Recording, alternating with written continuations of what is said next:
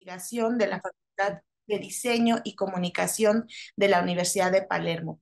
La Universidad de Palermo, en este Instituto de Investigación de Diseño y Comunicación, oferta diferentes posgrados, como lo son la maestría, el doctorado y postdoctorados multidisciplinarios en diseño, y en el marco de todo ello realiza actividades de investigación que se desarrollan en el marco de 25 líneas de trabajo que se publican constantemente en diferentes espacios, principalmente en los cuadernos del Centro de Estudios de Diseño y Comunicación.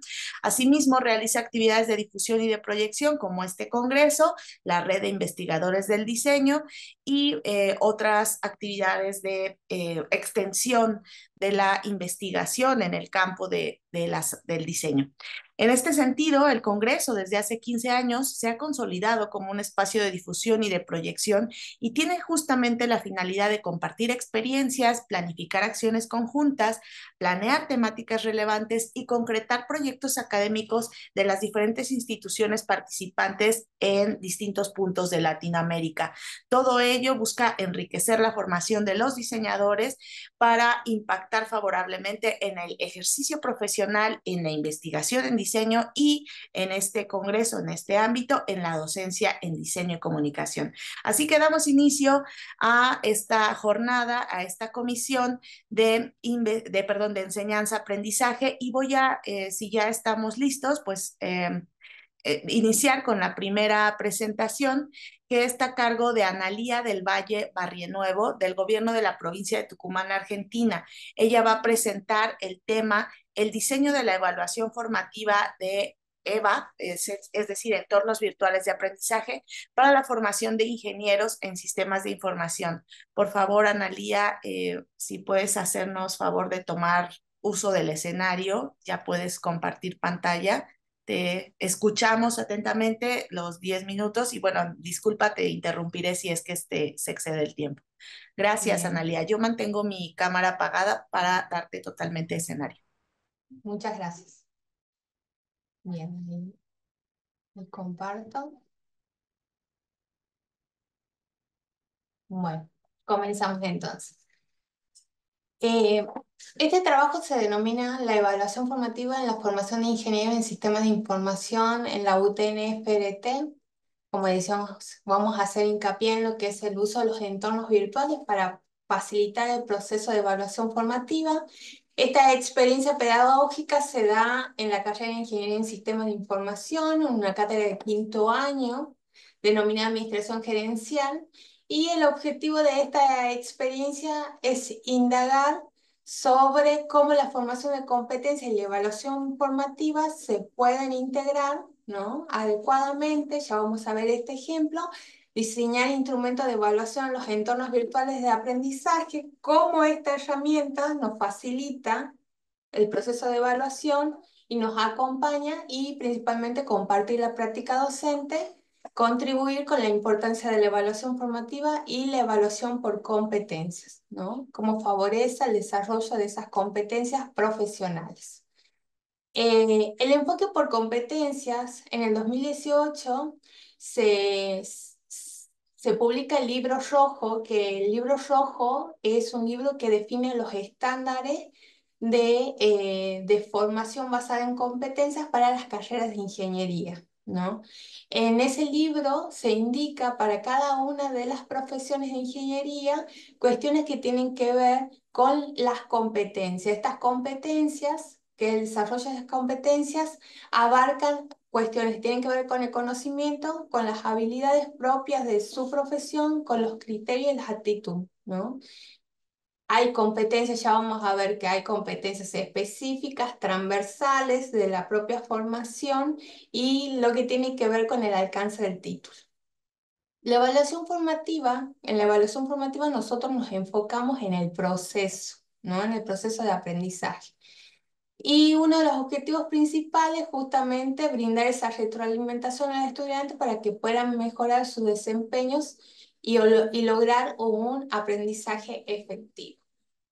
En la evaluación formativa, ¿no?, lo importante es definir el contexto, o sea, relacionar, vincular al estudiante con el contexto próximo de aplicación, ¿no? Y que él no solo pueda saber conocimientos, los pueda conocer, los pueda aplicar. Para ello, cuando nosotros diseñamos esos instrumentos de evaluación, nosotros tenemos en cuenta qué criterios, el alumno conoce esos criterios que vamos a tener en cuenta en el momento de evaluar esas actividades, ¿no? Y esto es fundamental, la retroalimentación oportuna y asertiva para poder mejorar ese proceso de aprendizaje, ¿no? Esto sí es un largo trabajo, el docente genera esos instrumentos, el alumno conoce esos instrumentos para generar esa evidencia, que es el producto final de cada una de las etapas, y el docente trabaja en la retroalimentación para ir mejorando el proceso, ¿no? Como decíamos, la evaluación formativa es un proceso continuo a lo largo de todo el periodo. En este caso estamos hablando de un cuatrimestre. Eh, Tiene como objetivo la mejora continua. Nosotros partimos en cada una de las unidades de la materia, se va evolucionando sobre un proyecto en especial, surge a partir de un problema, entonces todo lo que se va integrando va enriqueciendo al llegar al final a una evidencia concreta que es la suma de todas las evidencias, ¿no? Se establecen, como decía, se elaboran los criterios de evaluación, ¿no? Se los comunica a los alumnos, también se les comunica, ¿no? Las competencias a las cuales estamos aportando en cada una de las etapas para que ellos la desarrollen, ¿no? ¿Cuál es la metodología que nosotros utilizamos? El enfoque basado por competencias y más teniendo una definición como es el libro rojo y además tenemos otro instrumento que es el diseño curricular de cada una de las ingenierías, ya establece cuáles son las competencias, ¿no? Como decíamos anteriormente, competencias genéricas, competencias específicas relacionadas y el alcance del título y el nivel de desarrollo de cada una de esas competencias. Eso en nuestras planificaciones, ya vamos a ver paso a paso, eso también está plasmado, la materia, en qué nivel aporta, en qué nivel de desarrollo de esa competencia. Estos niveles de dominio pueden ser bajo, medio, alto, ¿no? Una vez que nosotros tenemos en claro esa definición, ¿no? En nuestra materia, nos ubicamos en nuestra materia y el aporte a la profesión, nosotros generamos los resultados, los objetivos, establecemos los objetivos de aprendizaje y los resultados de aprendizaje, ¿no? Los objetivos están mirados desde el lado del docente y los resultados de qué es lo que van a lograr los chicos al finalizar determinado cursado, determinada actividad, ¿no? Bueno, acá hay una característica de cómo se definen los objetivos, ¿no? Y esto más o menos es todavía un poco más claro, se define el plan, se identifica la asignatura, los contenidos, la metodología, las competencias asociadas, eso se lo lleva a los programas, las planificaciones, se definen los resultados de aprendizaje, los instrumentos, ¿no? Las tareas que se van a realizar, ¿no? Para favorecer a ese resultado, a lograr esos resultados de aprendizaje. ¿Mm? Luego que tenemos esto, ¿qué es lo que se hace? Se diseña la secuencia de aprendizaje. Esa secuencia de aprendizaje que está conformada generalmente surge, nosotros tratamos de siempre los chicos utilizando diferentes estrategias de aprendizaje activo, lo llevamos, siempre surge a partir de un problema, una situación, un análisis de caso, ¿no? Que ellos plantean una solución. Los chicos tienen en claro las competencias que van a desarrollar las actividades, la evaluación asociada a las actividades y los diferentes recursos obligatorios y complementarios, ¿no? Y siempre tenemos una actividad que favorece el proceso metacognitivo, o sea, que los alumnos puedan reflexionar sobre ese aprendizaje, ¿no? Acá, bueno, los instrumentos, generalmente nosotros usamos tres tipos de instrumentos, ¿no? Que es, bueno, la definición de los criterios, ¿no? Claramente con su descripción, los alcances de cada uno de esos criterios de evaluación, lista de cotejo, en algunos casos utilizamos mucho la rúbrica, porque nos permite evaluar actividades individuales y grupales, ¿no? Acá un ejemplo de cómo se forma una rúbrica, ¿no? Con los niveles de dominio, los alumnos están al tanto, en la primera clase de cursado se le cuenta de lo que se trata la rúbrica, ¿no? Y a ellos también nosotros generamos después de haber presentado, dependiendo de una actividad, o expuesto a algo, también instancia de evaluación, de autoevaluación y de coevaluación, porque la idea es que ellos entiendan la rúbrica.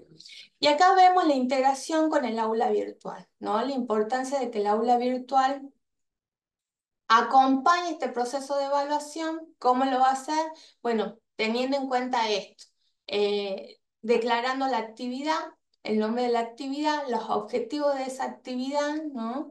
Una descripción de si la actividad va a ser individual, grupal, qué herramientas se van a utilizar, si se utiliza una herramienta TIC que puede estar dentro del aula o fuera del aula, teniendo en cuenta esto los tutoriales que acompañan al alumno para que pueda entender de cómo se utiliza esa herramienta o los videos, lo que sea necesario. Indica la bibliografía obligatoria o complementaria de esa actividad, ¿no? Los recursos que van a tener, siempre recordando, ¿no? Los recursos que van a utilizar para el desarrollo de esa actividad, el espacio para subir la actividad, la forma de presentación de la actividad, siempre va a estar asociada el instrumento de evaluación, en este caso puede ser la rúbrica, ¿no? La instancia de autoevaluación y de coevaluación. Esto es un ejemplo de cómo se presenta una actividad. Eh, en un PDF o algo que está dentro del campus, ¿no? Donde está la introducción, las consignas, cada uno de los momentos, los modos de presentación, destacar los puntos, bueno, la actividad va a ser grupal, cuánto tiempo tenemos, cuál es la fecha de presentación, todo este trabajo. Y acá ya dentro del aula, como se ve el paso a paso, ¿no? Está el nombre de la actividad, cada uno de los pasos, que la actividad sirva como una guía y acompañe al estudiante. Aquí tenemos la rúbrica asociada, ¿no? La rúbrica con la ponderación a cada uno con un puntaje según el nivel de dominio que alcanza el estudiante. Esto se puede calificar dentro del aula, ¿no?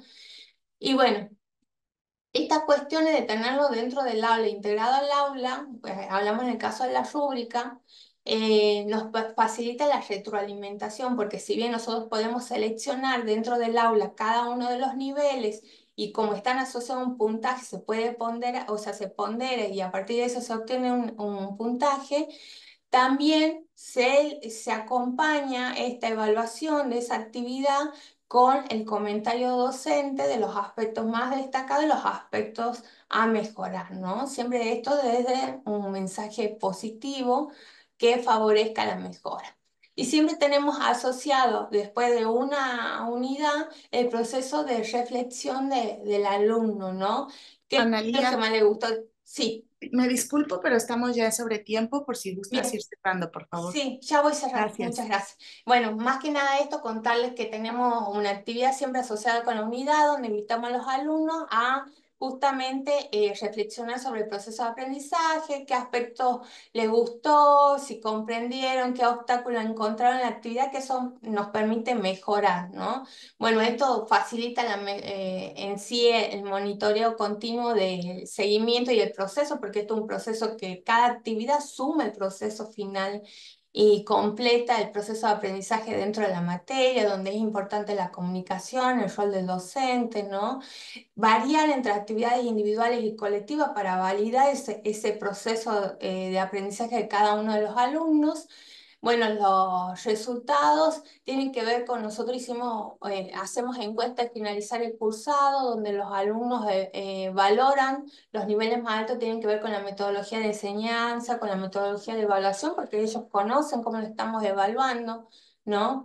Y además, porque la participación de los alumnos en esos foros que habíamos visto recién de ejemplo es muy activa, los chicos se expresan para mejorar esas actividades que nosotros tenemos en cuenta para los siguientes cursados, ¿no? Como para ir terminando, que es importante el trabajo del equipo docente, porque es un trabajo muy coordinado, la planificación de la secuencia, que seguramente con esta retroalimentación de los alumnos va mejorando, la formación docente, porque también tenemos que tener en claro la formación pedagógica, las cuestiones tecnológicas que tenemos que conocer, la integración del aula requiere el desarrollo de determinadas competencias digitales docentes que es importante. Y bueno, un punto muy importante que sí nos cuesta y nos lleva mucho trabajo, por lo menos mi equipo, es la retroalimentación oportuna, o sea, en tiempo, porque bueno, eso también implica mucho trabajo a cada uno dar una devolución combinando actividades individuales y grupales, ¿no? Y todo esto favorece a lo que es la mejora continua. Bueno, eso sería todo. Muchas gracias. Muchas gracias a ti, Analía. Bueno, pues vamos a ir todos anotando nuestras preguntas para poderlas materializar en la parte final. Y le quiero dar la palabra a Omar Duarte Valén, si ya se encuentra con nosotros, seguramente sí, que él nos va a presentar como título del trabajo Construyendo puentes, herramientas innovadoras para el aula de apoyo a estudiantes con discapacidad cognitiva. Omar nos acompaña de la FESC de Chipre. Y bueno, pues Omar, el escenario es todo tuyo, si ya estás, ya te veo conectado. Adelante, por favor, Omar. Igualmente, la mecánica son, bueno, yo pongo aquí el tiempo, los 10 minutos y me permitiré interrumpirte Eh, hacia que se vaya cumpliendo. Adelante. quiero quiero hacer una corrección, no de Chipre, lo que pasa es que en lo que envié soy de Colombia, Cúcuta, Colombia. Ah, perfecto, muchas Qué gracias. pena, qué pena.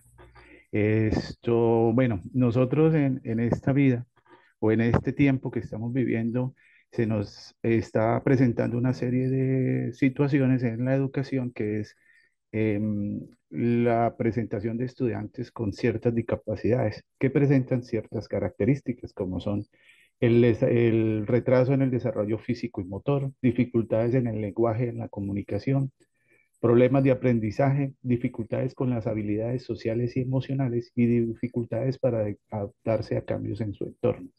Esa es una situación que se nos viene presentando mucho con estudiantes en cada una de las universidades, no solamente en Colombia, en todos los países. Y esto, más que un problema, tenemos que mirarlo cómo solucionamos nosotros esto. Y una de las maneras que yo presento es crear un aula de apoyo, no solamente por las clases o por cómo se dicta la asignatura, sino, o cómo se desarrolla la asignatura, sino cómo podemos nosotros, como docentes, brindar un apoyo para ellos. Y con estas características, empiezo a describir unas necesidades que ellos o que nosotros podemos ayudarles con eso, que sería un apoyo académico personalizado, ¿sí? Oportunidades para aprender y crecer a su propio ritmo, ¿sí? Un entorno de aprendizaje seguro y acogedor, oportunidades para interactuar con otros estudiantes, no solamente ellos, sino que también empiecen a interactuar, porque muchos de ellos son muy tímidos, muy retraídos, ¿cierto? Entonces, es como nosotros hacemos para que interactúen con otros estudiantes y puedan mejorar mucho su aprendizaje. Apoyo a desarrollar habilidades sociales y emocionales. En esto es muy fundamental porque en la vida que estamos desarrollando, eh, los padres, algunos padres, por tenerlos ocupados o por tenerlos ocupados más que todo, los vuelven muy digitales, o sea, un celular se les vuelve muy necesario. ¿Sí? ¿Por qué? Porque están siempre ocupándolos con esto. Entonces, eso ayuda a que se dispersen mucho cuando están de pronto en una formación. ¿Listo? ¿Qué estrategias tenemos para de pronto en esa aula de apoyo? Entonces, instruir de manera individualizada, sentarse con cada uno de ellos y decirle más o menos cómo son las cosas, cómo es a partir de la guía de aprendizaje, cómo desarrollar la guía de aprendizaje. ¿Por qué? Porque ellos mientras estamos desarrollando en el aula, eh, se distraen mucho, agarran un celular, si estamos trabajando en un centro de cómputo, se ponen a mirar otras cosas diferentes a lo que se les está instruyendo, entonces tienden a dispersarse mucho. Entonces, si en esa guía está bien desarrollado todo el material y aparte de eso, nosotros lo acompañamos, ¿sí? O un compañero también puede ser que lo acompañe, puede ser muy importante en esa estrategia para que ellos comprendan, porque tienden a dispersarse, ¿sí? Lo mismo, utilizar una tecnología asistida es eso mismo, esa guía o en esa aula virtual que todos trabajamos y desarrollamos, es cómo colocarle las cosas de una manera mucho más fácil para que ellos la manejen y digieran esa información, ¿sí? Las metodologías, lo mismo. Esa, esa guía, esos videos, esos videotutoriales que grabamos para el desarrollo de la clase, que ellos lo puedan consultar, ¿sí? No de pronto mandarlos, algunos envían a ver tutoriales de otras cosas, es más como hacerlos a nuestro lenguaje para que ellos lo entiendan de una manera mucho más fácil y mucho más cómoda para ellos y se sientan muy acogidos por lo que se está haciendo, ¿sí? Las oportunidades, ¿cuáles serían? A trabajar al ritmo de ellos, a veces muy lentos, a veces muy rápidos. Se presentan en muchos estudiantes que con estas discapacidades a veces son algunos que van muy rápido y otros que van muy lentos por su timidez, bueno, dependiendo de cómo haya sido la formación en casa. Entonces, todo eso nos ayuda a que debemos pensar muy directamente con ellos. ¿Listo? Otras estrategias, crear el entorno de aprendizaje seguro, darles confianza, de que no se sientan menospreciados o que los compañeros lo hagan sentir mal, sino es hacerlos sentir aceptados dentro del grupo de trabajo en el que estamos. Eso es importantísimo que se desarrolle esa confianza con los compañeros. Por eso es importante también hacerlos trabajar con otros compañeros, no solamente ellos que se sientan aislados, sino que se sientan acogidos entre el mismo grupo. Y las oportunidades que interactúen. Sí, eso es lo que venía hablando. Esa interacción es muy importante y que se sientan aceptados en un grupo, porque algunos vienen con una timidez demasiado extrema, ¿sí? Y entonces se sienten aislados, de que se burlan o alguna cosa. Es cómo hacer que nosotros lo hagamos como docentes, es hacerlos aceptados dentro del mismo grupo porque ellos tienden a eso. ¿Sí? ¿Cómo evaluarlos? Ahí viene una parte muy compleja y es que nosotros evaluamos de pronto a nivel de educación superior, lo evaluamos muy fuerte, ¿sí? Y no es tampoco evaluarlo demasiado fuerte, pero sí evaluarlo en su proceso de aprendizaje, ¿sí? En cómo van ellos y cómo van desarrollando su material. Ellos pues los estamos formando para desarrollar habilidades profesionales donde tienen que tener una responsabilidad, sí, pero debemos irnos también adaptando esa evaluación a cómo ellos van desarrollando sus cosas y cómo las van haciendo porque ellos pueden dar mucho.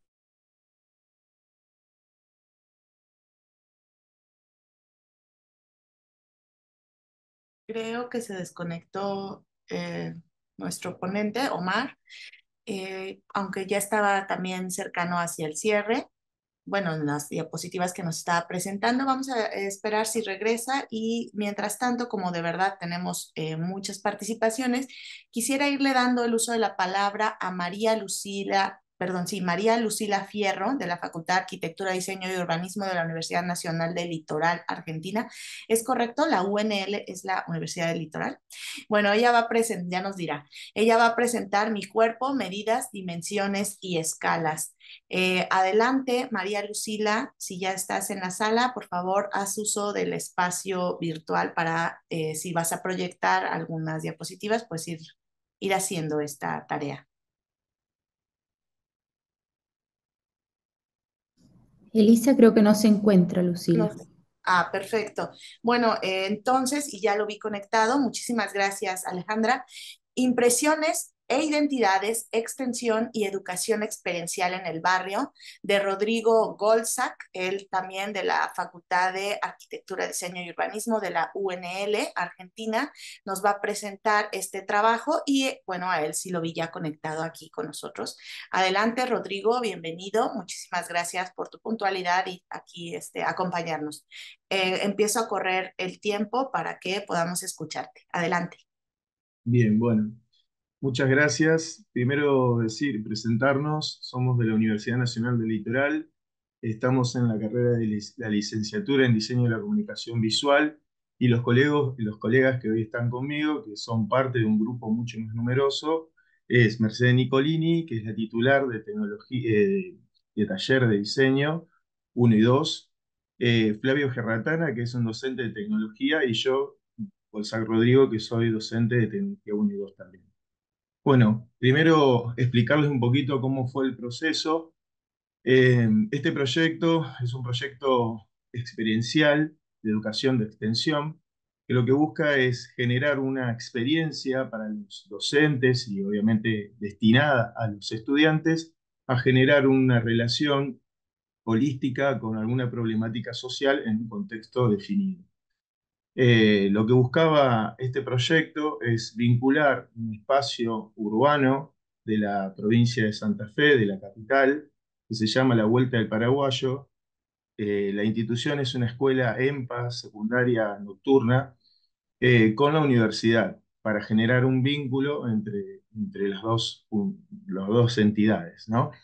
El proyecto buscaba proponer una instancia de visibilización de las problemáticas sociales del sector. Es un lugar postergado dentro digamos, de la ciudad, que tienen carencias de todo tipo, básicamente estructurales.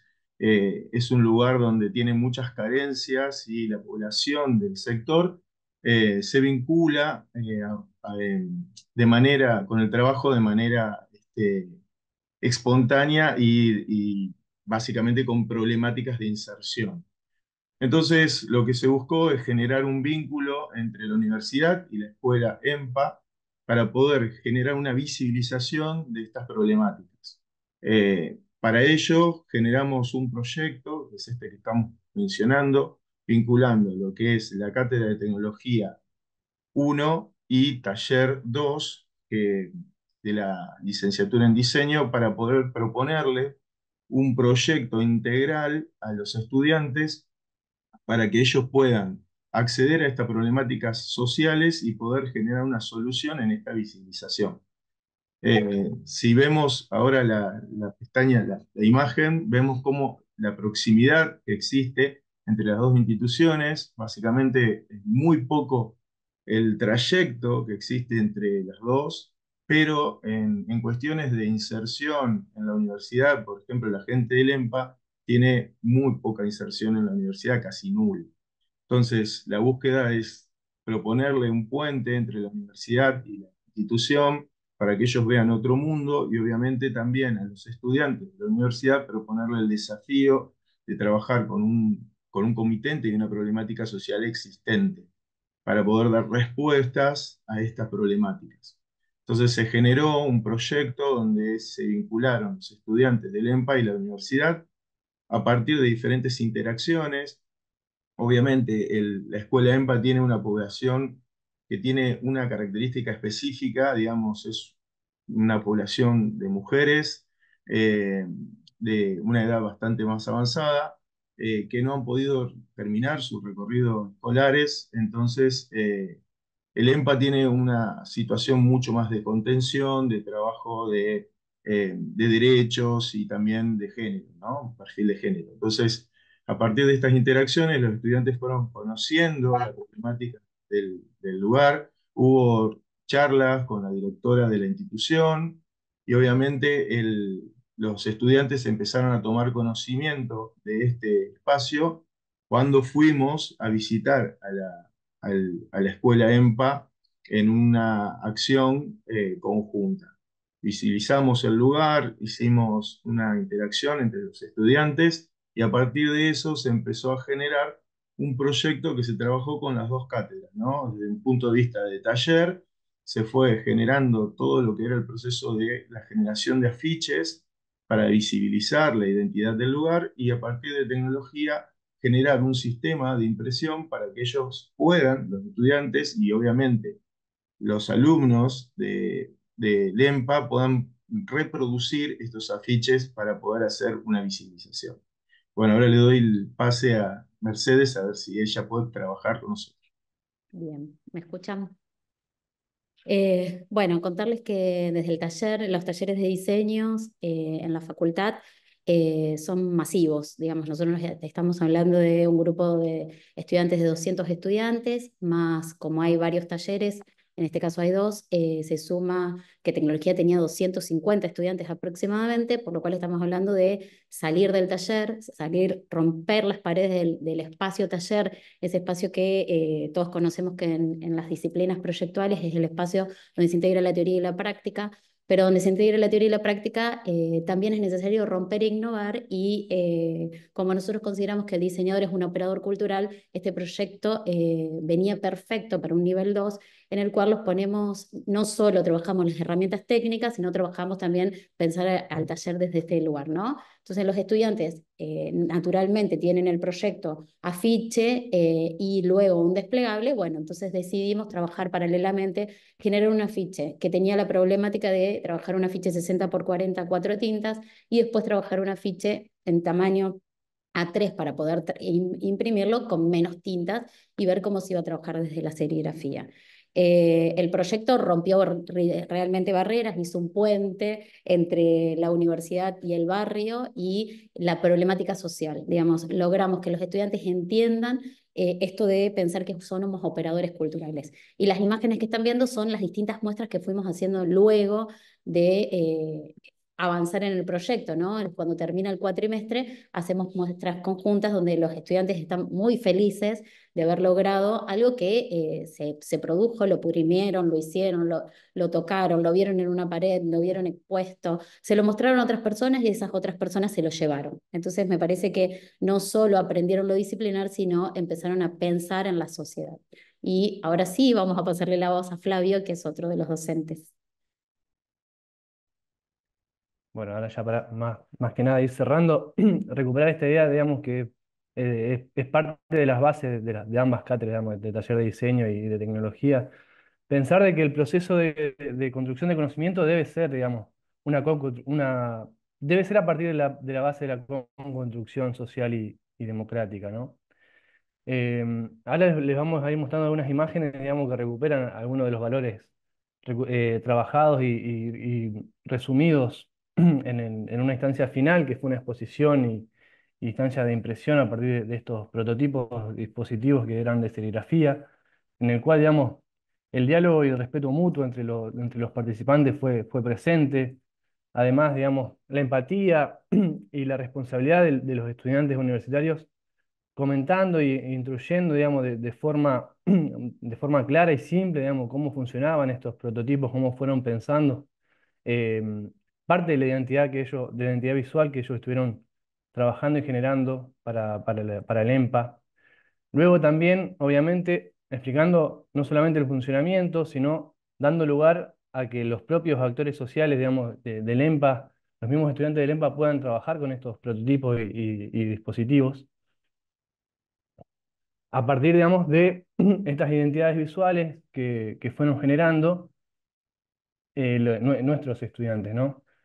Algo de lo que ya comentaba Roy, digamos, la problemática de los estudiantes del EMPA, que en su mayoría mujeres mayores que también asisten con sus hijos, digamos, a las clases, también, digamos, fueron partícipes de estos talleres.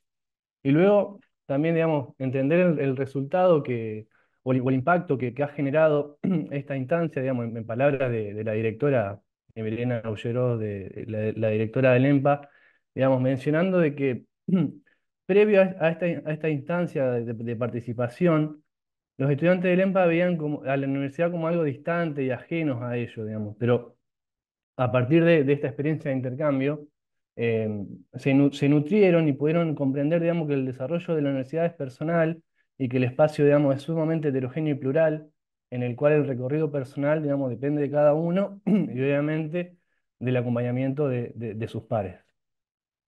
Así que bueno, hasta aquí llegamos con la presentación. Cualquier duda después la charlamos. Así que bueno, muchas gracias por el tiempo. No, muchas gracias a ustedes por el tiempo y la puntualidad, porque yo puse aquí el cronómetro y les faltaban 20 segundos. Y la participación siempre de 3 profesores y la coordinación. Ha sido fantástico ver el trabajo que ustedes desarrollan, todas estas fotografías, la inmersión. Yo pensaba en un concepto que voy a ir dejando sobre la mesa. Yo como moderadora voy dejando conceptos para que nuestra audiencia, que es muy nutrida en esta jornada matutina, pues pueda ir también externando preguntas. Y es el concepto de aprendizaje-servicio. servicio, es decir, esta vinculación, institución, comunidad, barrio, y es un trabajo que pues prácticamente se concibe teóricamente con esta estafeta que es fundamental y es solicitado en la política pública, no solamente es una cuestión de iniciativa, pero justamente estas iniciativas pues promueven que realmente podamos integrar a la universidad con la comunidad y con un trabajo activo, es una vinculación fundamental. Bueno, pues adicional, quisiera presentar el siguiente trabajo. Voy a ir arrojando, como les decía, algunos conceptos por ahí que puedan servirnos como ejes articuladores para la discusión posterior, pero pues por supuesto vamos a darle el espacio de presentación en esta ocasión a Jenny Luján Correal de la Fundación Universitaria Horizonte de Colombia. Ella nos va a presentar Educación para Futuros Diseñadores, motivación a través del juego, tecnología y metodologías de diseño. Jenny Luján, estás con nosotros en la sala porque no te ubicaba con ese nombre, no sé si ya esté, Ale, no la veo conectada. Parece que no, con el nombre no la encontramos. Sí, entonces voy a darle pauta a la siguiente presentación. Desde Andrea del Pilar Pavón Méndez, de la Corporación Autónoma de Nariño Anuar de Colombia. Andrea, Muy tampoco. buenos días. Sí, perfecto, Andrea. Muy buenos días, Andrea. Ella nos va a presentar el trabajo del proceso creativo a la conceptualización, ludificación para el desarrollo de competencias en estudiantes de diseño visual. Andrea, el escenario es tuyo. Muchísimas gracias. Muy buenos días para todos y para todas. La idea de compartir con ustedes esta experiencia es poder hablar de un ejercicio pedagógico que tuvo lugar en la Universidad Autónoma de Nariño, en Colombia. ¿Me confirman si están viendo mi pantalla, por favor? Sí, ya se está viendo, Andrea. Perfecto. Entonces, esta ponencia presenta un ejercicio de ludificación que va desde la creativa hasta la formalización, con el fin de lograr que los estudiantes del programa profesional Diseño Visual puedan comprender que el proceso creativo debe ser también conceptualizado y que además debe llevar otras instancias, lograr lo que implica la formalización de este proceso.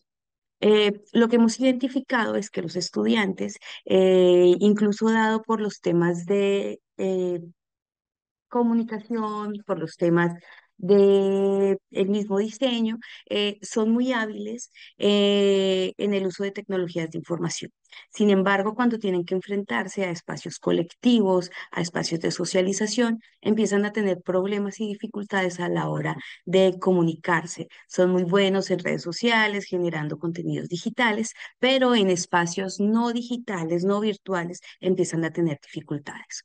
Lo que hemos identificado o en esta experiencia es, pues, como esa instancia de llevar el proceso creativo a otros escenarios que les permitan, por supuesto, ser conscientes de un ejercicio profesional. En el campo del diseño visual, el proceso creativo, todos lo sabemos, es la génesis de cualquier proyecto, sin importar el tipo de aplicación o propósito artístico, de diseño, una intervención social, la respuesta a una solución a una comunidad o a un problema laboral.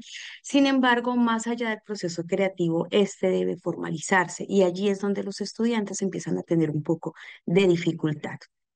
En la conceptualización, perdón, se identificó que los estudiantes logran tener claro el proceso creativo. Pese a que tienen conocimientos, pese a que tienen claridades epistemológicas del diseño, llevar ese conocimiento a un discurso y a una presentación, pues empieza a generar dificultades para ellos. Por esa razón, empezamos a trabajar o a generar diferentes estrategias pedagógicas que les permitan soltar un poco desde su experiencia y disfrutar el proceso de aprendizaje a través de la ludificación para poder desarrollar esas habilidades que antes se conocían como habilidades blandas, pero que hoy ya se reconocen como habilidades de poder precisamente por lo que implican dentro de los procesos formales de socialización.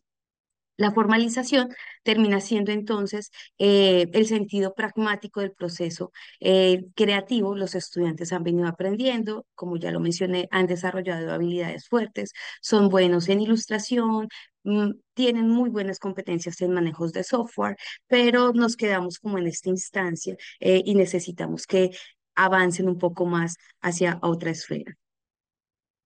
Empezamos a reconocer entonces las habilidades blandas. Para Hewitt, las habilidades las describe como especialmente este tipo de capacidades interpersonales y habilidades no técnicas intangibles en la personalidad que determinan la fuerza de un individuo como un líder, oyente, negociador o mediador de conflictos. Es decir, que evolucione un poco, ¿cierto? Esas competencias que deben tener y esas capacidades que tienen. Eh, las habilidades duras son aquellas que conocemos como las habilidades técnicas, la experiencia, y en un proceso de formación, pues allí es donde estamos trabajando, manejo de software, técnicas, manejo de equipos, de herramientas, y allí pues es donde los estudiantes logran desarrollar sus habilidades y se sienten muy compenetrados en esta instancia. Sin embargo, cuando ya empezamos a hablar de, o vamos llevando este concepto un poco más, llegamos a las habilidades de poder y estas habilidades de poder pues requieren eh, una demanda especial en la sociedad actual. Están permeadas por procesos de comunicación cambiantes y emergentes. La forma en la que se comunican nuestros jóvenes son diferentes a las formas en las que nosotros nos comunicamos. Para ellos, como ya lo había mencionado, hacer un en vivo, transmisiones, comunicarse a través de redes sociales, termina siendo una posibilidad y una constante, algo natural. Sin embargo, cuando llevamos a hacerlos una presentación, cuando los llevamos a hablar con un cliente de manera directa, empiezan a tener dificultades. Incluso algunos empiezan a presentar o evidenciar pánico escénico, empiezan a tener dificultades en presentar todo un trabajo que han realizado previamente y allí pues empezamos a trabajar estrategias para que los estudiantes puedan soltar un poco y empezar el trabajo de habilidades, el desarrollo de habilidades de poder. Para ello, pues se plantea un ejercicio de ludificación y este ejercicio de ludificación tiene varias etapas. Lo primero, empezamos un ejercicio de creación colectiva. Se le solicitó a los estudiantes generar una línea continua dentro de una hoja, que este es un ejercicio básico de creatividad, y dentro del proceso, pues se le iba solicitando a los estudiantes que empezaran un tema de diseño, de ilustrar de acuerdo a sus capacidades y de acuerdo a la oportunidad diferentes elementos un animal, un objeto, una persona, etcétera, etcétera, ¿no? Como para entrar en un proceso muy tranquilo de creación. Después empezamos implementamos la estrategia pedagógica conocida como cadáver exquisito. El cadáver exquisito es un ejercicio de ludificación y creación colectiva basado en una metodología pedagógica que, de creación literaria, que lo que implica es que rotamos esa creación o esa primera ilustración que vemos aquí y empieza, deja de ser del estudiante y empieza a ser también del equipo, del colectivo. Entonces, se siguen agregando elementos a esa creación y ya la obra no es tuya, sino la obra es una obra colectiva. Entonces, vamos rotando la ilustración y entonces cada estudiante va agregando un elemento adicional dentro de este proceso. Los estudiantes incorporaron cerca de 15 elementos diferentes y su obra empieza a mutar, empieza a cambiar, y entonces ellos tienen que empezar a ver que hay diferencias en el proceso. ¿Para qué se hace esto? ¿Cuál es el propósito pedagógico? Pues generar las posibilidades de flexibilidad en los estudiantes frente a temas de diseño. Muy seguramente van a estar en espacios donde van a tener que modificar, ver cómo sus trabajos tienen intervenciones también. Entonces, ¿cómo vamos haciendo un ejercicio de flexibilidad para que también ellos tengan la posibilidad de comprender que en el mundo y en el escenario profesional y creativo pueden haber muchos cambios dentro de sus apuestas creativas iniciales?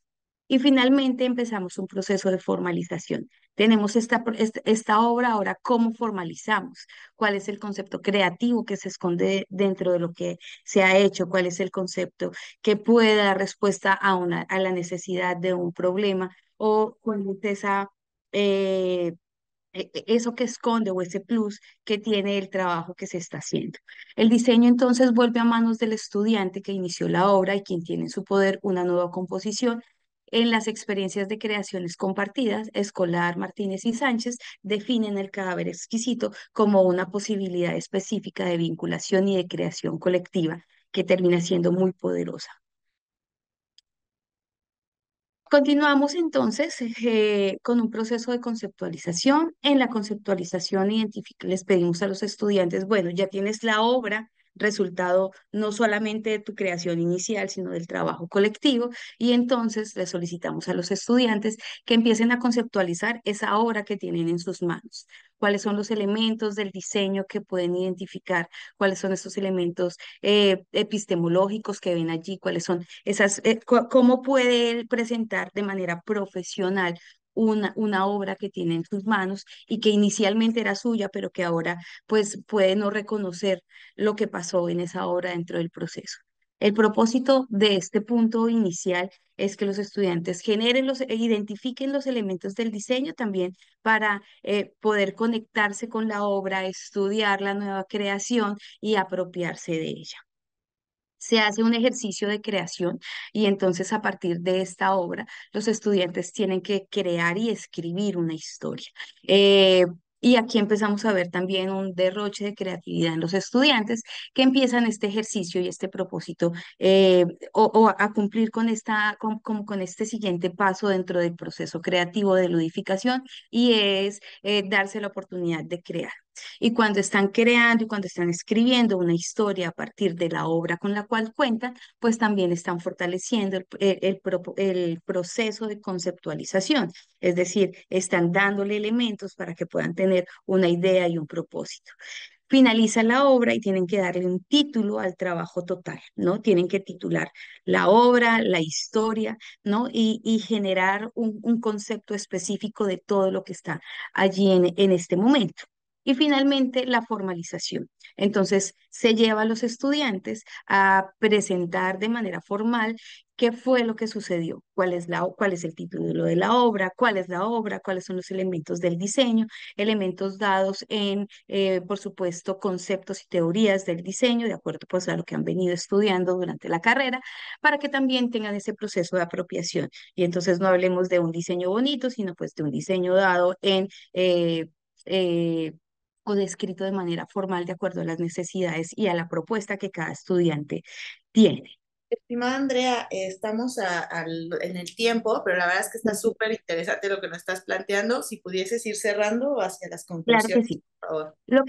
Lo que finalizamos es los estudiantes hacen el desglose de la obra, eh, empiezan a listar técnicamente qué es lo que encuentran en ella, hacen una exposición oral, que hay muchas dificultades, entonces también hacemos un ejercicio de prepararlos para exponer, porque les cuesta mucho a los estudiantes, no están frente a un teléfono o frente a un dispositivo electrónico hablando, sino están frente a un grupo y eso también pues empieza a generarles algunas tensiones que empiezan a trabajarse y finalmente formalizan con un informe, es decir, no solamente queda en la exposición, sino que se lleva a que entreguen un informe técnico de lo que ha pasado, de cuál es el documento, para que puedan lograr de esta forma como un ciclo completo del ejercicio que se está proponiendo. Todo inicia a través de la ludificación y dentro de ese proceso, pues entonces buscamos que, por supuesto, los estudiantes puedan lograr finalmente la conceptualización. Eh, Conclusiones, pues sigue siendo una necesidad al fortalecer las habilidades de poder de los estudiantes de diseño visual como una apuesta de formación integral desde y para el ser, donde se les lleve a lograr procesos argumentativos, técnicos, teóricos, pero que a la vez respondan a la esencia del ser, pues allí es donde está la diferencia y el impacto de un profesional de la creatividad. Los ejercicios de ludificación en el diseño permiten no solo impulsar el proceso de creatividad, sino trabajar en procesos participativos integradores que promueven la libertad creativa y que lleven a la comprensión de lo que implica el trabajo con otros, el cual puede llegar a ser complejo en contextos laborales. Y finalmente, promover la argumentación teórica del diseño hace que los estudiantes puedan lograr una mayor comprensión no solo del proceso creativo, sino de la disciplina misma, donde el rol del diseñador puede ser incluso el justificar un concepto creativo, su funcionalidad e impacto, o por el contrario, reconocer las falencias para develar nuevas posibilidades funcionales. Eso sería todo. Muchísimas gracias. Maravilloso, maravilloso trabajo, espléndido ver cómo lo han llevado a cabo en una colaboración. Arrojo otra vez un concepto de todo lo que nos has compartido, como estas experiencias de co-creación entre los Ujú. estudiantes para pues llegar a llevar a cabo un proceso de pensamiento proyectual articulado. Qué bello. Tenemos, por supuesto, yo siempre le digo a la Universidad de Palermo, a los organizadores, que me encanta ser coordinadora de comisiones porque la que más aprendo soy yo de todos ustedes y es un gusto poder recibir todas estas experiencias. Gracias a nuestra audiencia que nos acompaña, les invitamos a ir pensando, prospectando lo que puedan preguntarle en la parte final a nuestros participantes, a nuestros ponentes. Y en este margen, quisiera darle la palabra ahora a continuación a Fernando Rossellini, también esta es otra facultad, discúlpenme, Facultad de Arquitectura, Urbanismo y Diseño de la UNC Argentina.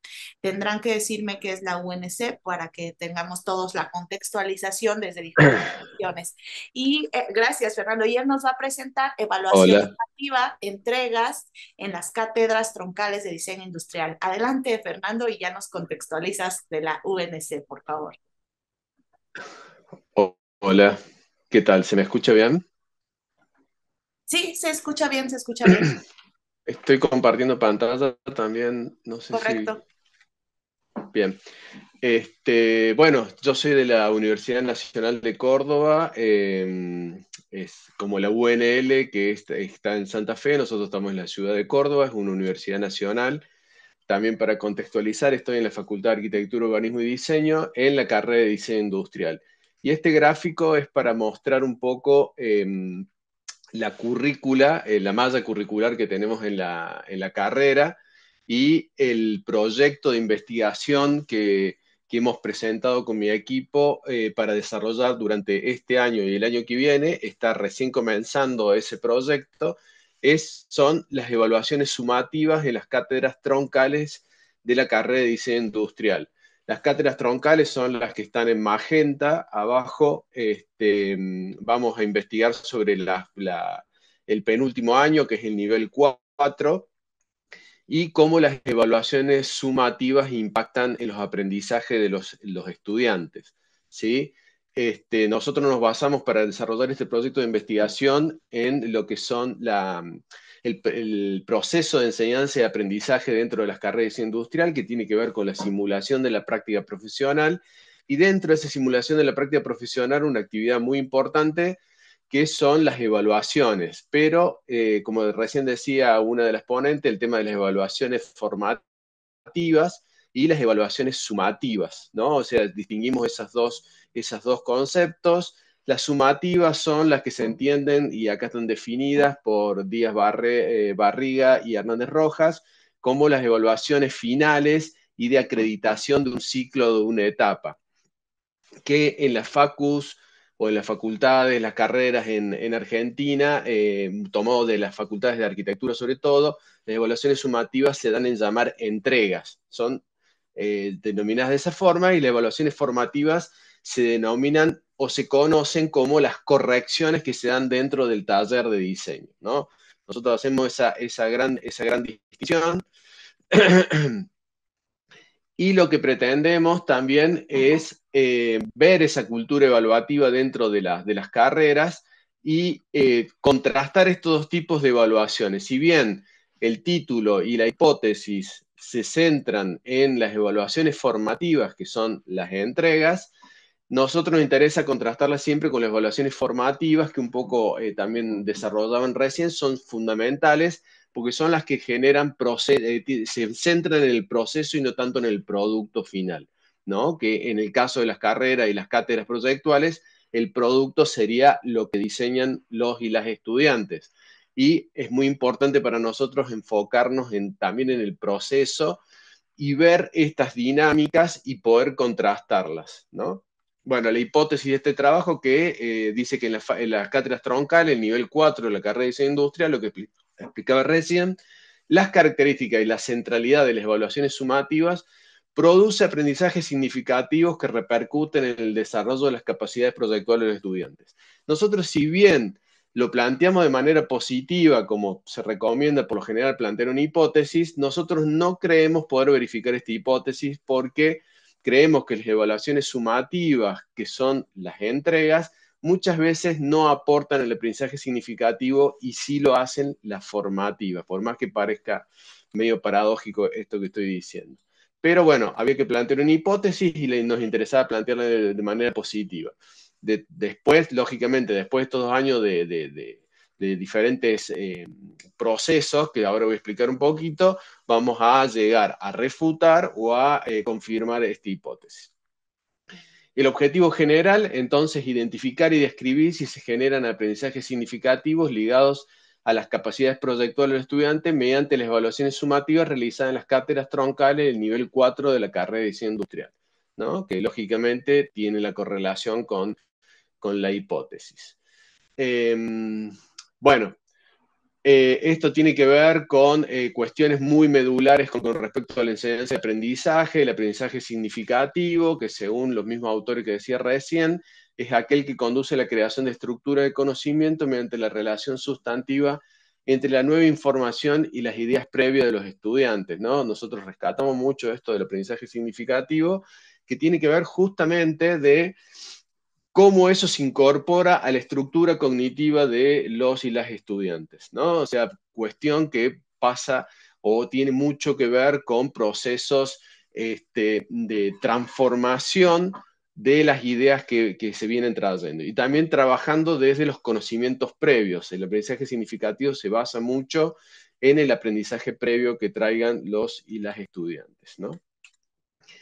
Bueno, a partir de esto se generan varios objetivos particulares, identificar la importancia que le dan los estudiantes, los docentes, los distintos tipos de evaluación, describir las características formales de evaluaciones sumativas y formativas, identificar si el docente de las evaluaciones sumativas se dedica particularmente a la crítica de la entrega, si se dedica a la crítica del producto.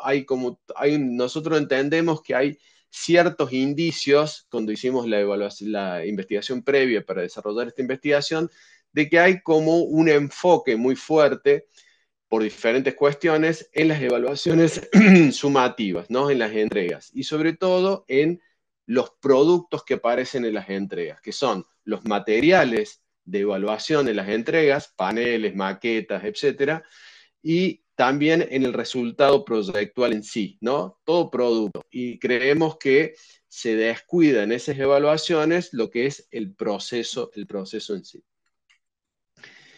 Bueno, detallar cuántas herramientas utilizan los docentes para corregirlas o subsanar los inconvenientes, etcétera, etcétera, ¿no? Entonces, siempre focalizándonos en esta relación que tiene que ver, o sea, entendemos que la evaluación es un proceso central y no final y es permanente en todo el proceso de enseñanza y aprendizaje, ya sea el diseño o cualquier disciplina, ¿no? Y creemos que es muy importante.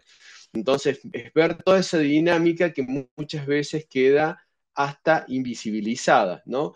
Es muy difícil que los docentes y los estudiantes entiendan que una corrección que se da en un taller es una evaluación, porque muchas veces el concepto de evaluación fuerte es el que tiene calificación. Si no hay calificación, la mayoría de los actores del proceso de enseñanza y aprendizaje no lo identifican como un proceso de evaluación, ¿sí?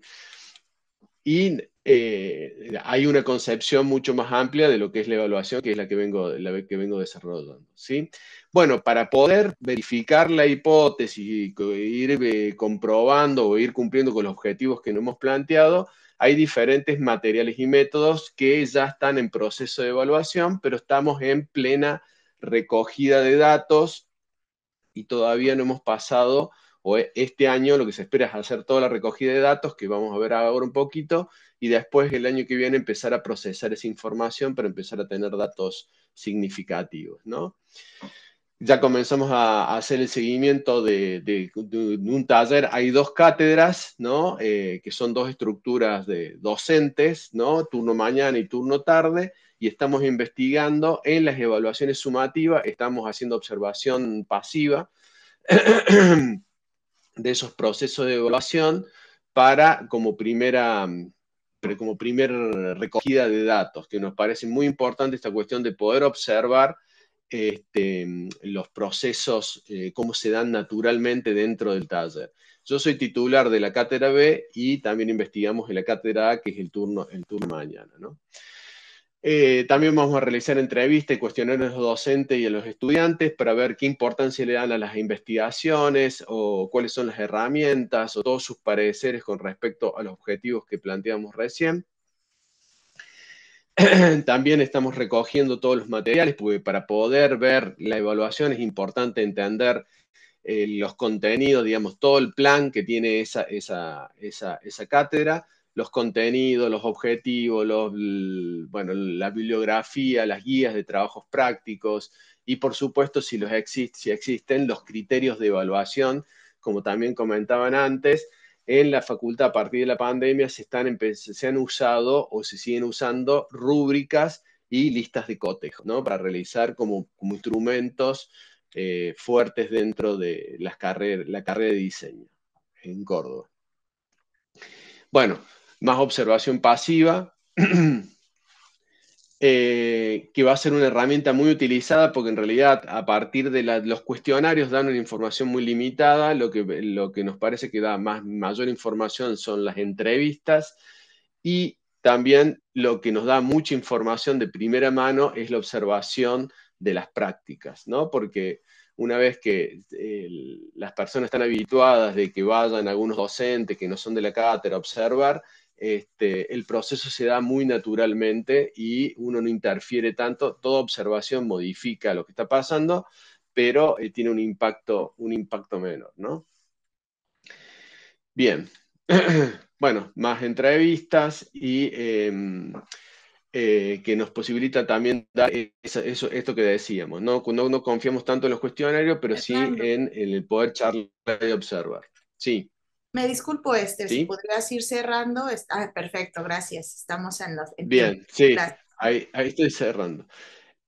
Bueno, un poco esto, los procesos de evaluación nosotros creemos que son medulares. Es medular, o sea, la formación de un profesional, la simulación de la práctica, pero la simulación de la práctica tiene que ver con una evaluación constante, esto que venimos diciendo, la evaluación formativa, y como estamos en la academia, la evaluación sumativa también se vuelve muy relevante porque, bueno, es la que define la situación de un estudiante, ¿no? Si acredita o no acredita, por lo cual no podemos soslayar la importancia que tiene.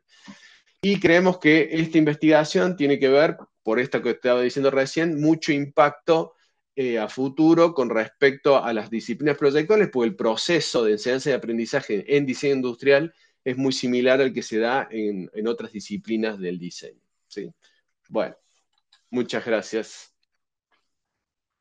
Muchas gracias a ti, muchas gracias a ustedes, al equipo de trabajo, por ponernos de manifiesto estos conceptos de la importancia de la evaluación formativa, los procesos de corrección como elementos centrales. Y además una cuestión en que has hecho foco, o que han hecho foco ustedes como grupo de investigación, en la problemática que también incide en levantar información de esta observación, de este trabajo en el aula, para luego sistematizarla y poder tomar decisiones en el marco de estrategias, ámbitos de intervención educativa. Entonces, definitivamente creo que en ese sentido, todos los que estamos aquí, todos los que somos profesores, docentes, y también cuando estamos en el rol de estudiantes, esta necesidad de poder generar instrumentos, no solo, como decías, los cuestionarios, sino otro tipo de instrumentos que nos permitan pues realmente observar y entonces poder sistematizar los procesos educativos, o sea, poder aprender, organizar y de ahí sistematizar procesos de intervención en las aulas de diseño.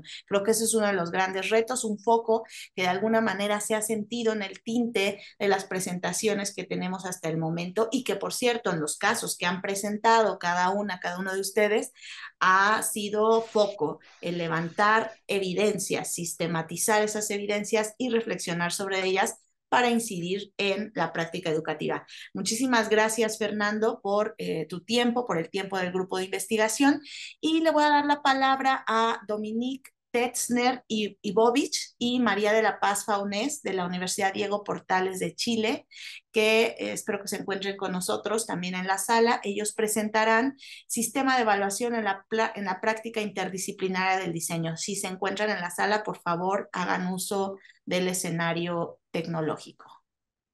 Hola, Gracias. Bienvenidas, bienvenidos.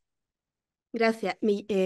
La Dominique no está todavía, no sé si podemos pasar para esperarla, se va a conectar, entonces si se puede nomás.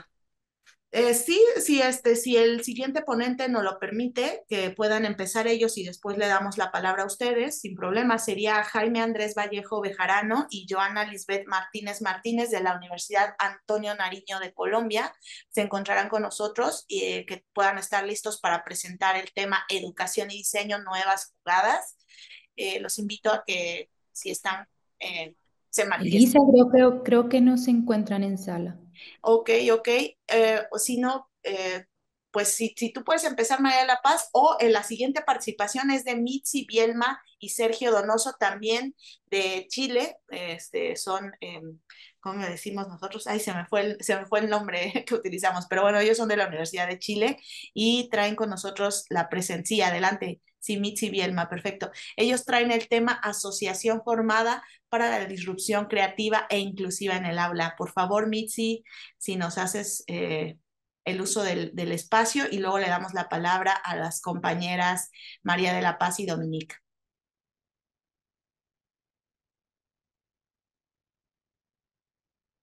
¿Se está viendo la presentación? Sí, se está viendo, solo te escuchamos muy lejos, se escucha, si puedes pegarte un poquito más hacia tus micrófonos o tu equipo de cómputo, pero la presentación se ve perfecto. Perfecto. A ver, vamos a dar inicio. Ya. Ahí te escuchamos un poco mejor, perfecto. Hola. Adelante. Hola. Hola. Ya, viéndolo.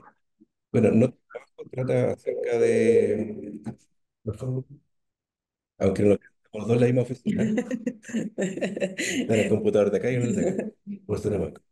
Bueno, nuestro trabajo trata acerca del desarrollo creativo de los estudiantes, ¿ya? Para eso aplicamos en esta oportunidad un método que se llama Asociación Forzada, que seguramente todos conocemos, porque nos interesaba mucho ver de qué manera nos hacíamos cargo de las inequidades del sistema educacional chileno, porque a la universidad ingresa gente de la más diversa biografía, estudiantes más vulnerables, estudiantes con menos problemas económicos, sociales, pero sin embargo a todos les pedimos lo mismo, a todos les pedimos ser creativos. Entonces, ¿de qué manera podemos superar esa inequidad de la educación?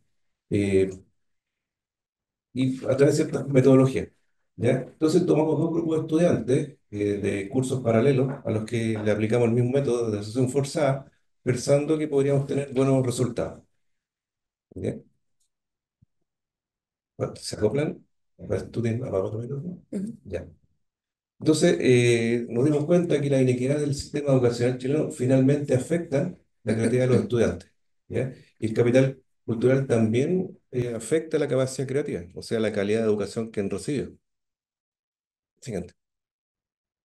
¿Ya? También hemos dado que el capital cultural facilita expresar ideas complejas, ideas abstractas, ¿ya? Quienes han demostrado en la prueba de ingreso a la universidad, en la parte verbal, mayor desarrollo verbal justamente, se les hace menos complicado conceptualizar, ¿ya? Y por lo tanto el rendimiento verbal, la PSU, podría ser un potencial predictor del rendimiento creativo, ¿ya? La cercanía a la narrativa, la capacidad de fantasear, etcétera, ¿ya? ¿Cuál es el problema que tenemos acá en la Universidad de Chile? Que las universidades más selectivas tienden a seleccionar estudiantes con mejores puntajes, ya que a su vez tienden a venir de mejores colegios y que a su vez tienden a ser menos vulnerables en lo socioeconómico, ¿ya? Entonces las universidades del Estado, perdón, las más selectivas, sin proponérselo, son más discriminadoras, ¿ya? Eh, la iniquidad afecta desde el punto de vista de la calidad de la educación, y eso lo hemos visto, el juicio, la función ejecutiva, las funciones metacognitivas, la capacidad de criticar, la creatividad, sobre todo la autonomía, ¿ya? Hacia el final o durante el tiempo a los alumnos les cuesta mucho ir adelante con sus propias ideas, siempre preguntan revisiones, muchas revisiones, y hay un tema importante con el tema del ridículo, ¿ya? Nos vamos a dar cuenta un rato más que eso fue un elemento central en la inhibición para formular ideas originales. Entonces, hay varios caminos para reforzar o fortalecer la creatividad. Hay unas que son forzadas y otras que son libres en cuanto a asociaciones. Hay muchas técnicas, ¿ya? La asociación libre se usa para que la gente exprese lo que primero se tiene en mente, ¿ya? Uno da un estímulo que está contextualizado, ¿ya? Y las personas lo- pueden decir algo, ¿ya? Por otro lado, la asociación forzada, uno pone un estímulo o da un estímulo que está absolutamente descontextualizado para sacar a la persona de lo que es, o hacerla pensar fuera de la caja en realidad, que así se conoce, ¿ya? Entonces, estos estímulos descontextualizados provocan emociones más impactantes por lo absurdo que puede sonar a una, una asociación de palabras e imágenes, que es lo que nosotros estamos usando, y finalmente, después de un rato de ejercicio, empiezan a romperse los preconceptos, ¿ya? Por otro lado, las imágenes que nosotros usamos, imágenes aleatorias y palabras aleatorias, facilitan que la gente o los estudiantes conceptualicen, porque damos ideas nuevas, palabras nuevas. Dale, ¿ya? Para medir la creatividad, entonces, la que nos interesaba, el aspecto que nos interesaba a nosotros, nos situamos dentro del test de Torrance, que mide 4 grandes dimensiones: la fluidez, la originalidad, la elaboración y la flexibilidad, ¿ya? La fluidez es la cantidad de ideas generadas por unidad de tiempo. O sea, en 10 minutos, ¿cuántas ideas se generan? La originalidad habla de ideas novedosas. La elaboración es la capacidad de perfeccionar o decorar una idea. Y la flexibilidad, la idea es en contextos diferentes. Como nos interesaba mucho la disrupción, lo que nos interesaba más medir era la flexibilidad, más que la originalidad. Por ejemplo, originalidad, uno llega a decir algo, por ejemplo, silla, y el alumno podrá decir silla, mesa, estante, pero todo está en la categoría de muebles. Pueden ser muy originales, pero todo dentro de muebles. Y hablar de fluidez, podemos, si alguien dice silla, puede alguien decir automóvil, una pizza, son ideas muy divergentes por contextos diferentes. Entonces, a nosotros nos interesaba mucho medir la flexibilidad porque es la manera en que uno puede contratar la ruptura de paradigma. ¿Ya? ¿Ya? Entonces, ahí están las diferencias, la grande diferencia ante una pregunta en torno a un estímulo contextualizado o un estímulo descontextualizado. Por un lado, damos respuestas originales, obtenemos respuestas originales, y por otro lado, obtenemos respuestas flexibles, ¿ya? Muchas respuestas distintas versus muchos contextos distintos. Entonces, la disrupción, que es lo que nos interesa a nosotros obtener o motivar, tiene que ver con los contextos distintos. Por esa razón nosotros nos estudiamos la dimensión flexibilidad de los estudiantes haciendo esta dinámica de la asociación forzada para ver qué pasa. Hubo varias sorpresas. Dale, ¿ya? Entonces la flexibilidad, nosotros empezamos ya a contextualizar de esta manera. Eh, que es difícil que un alumno salga del contexto, ¿ya?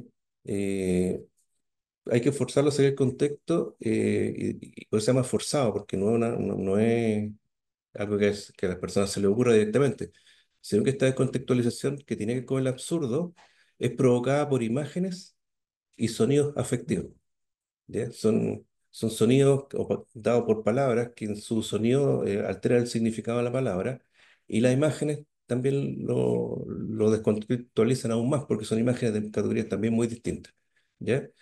Entonces, lo que decíamos un rato, la flexibilidad es la dimensión que más nos interesa, porque va de la mano de la disrupción, ¿ya? Sí. Entonces, seguramente ya todos conocen, la asociación forzada consiste en vincular conceptos que no tienen ninguna relación para generar nuevas ideas, ¿ya?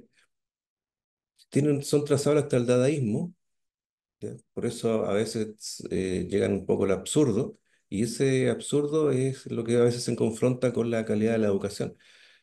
porque pareciera que la gente que ha tenido acceso a mejor educación puede pensar de manera más abierta, porque tiene más referentes, ¿ya? Que alguien que ha tenido acceso a una educación de menor calidad, ¿ya? Eh, Finalmente, la ruptura de paradigmas es lo que se logra con esta técnica. Sí.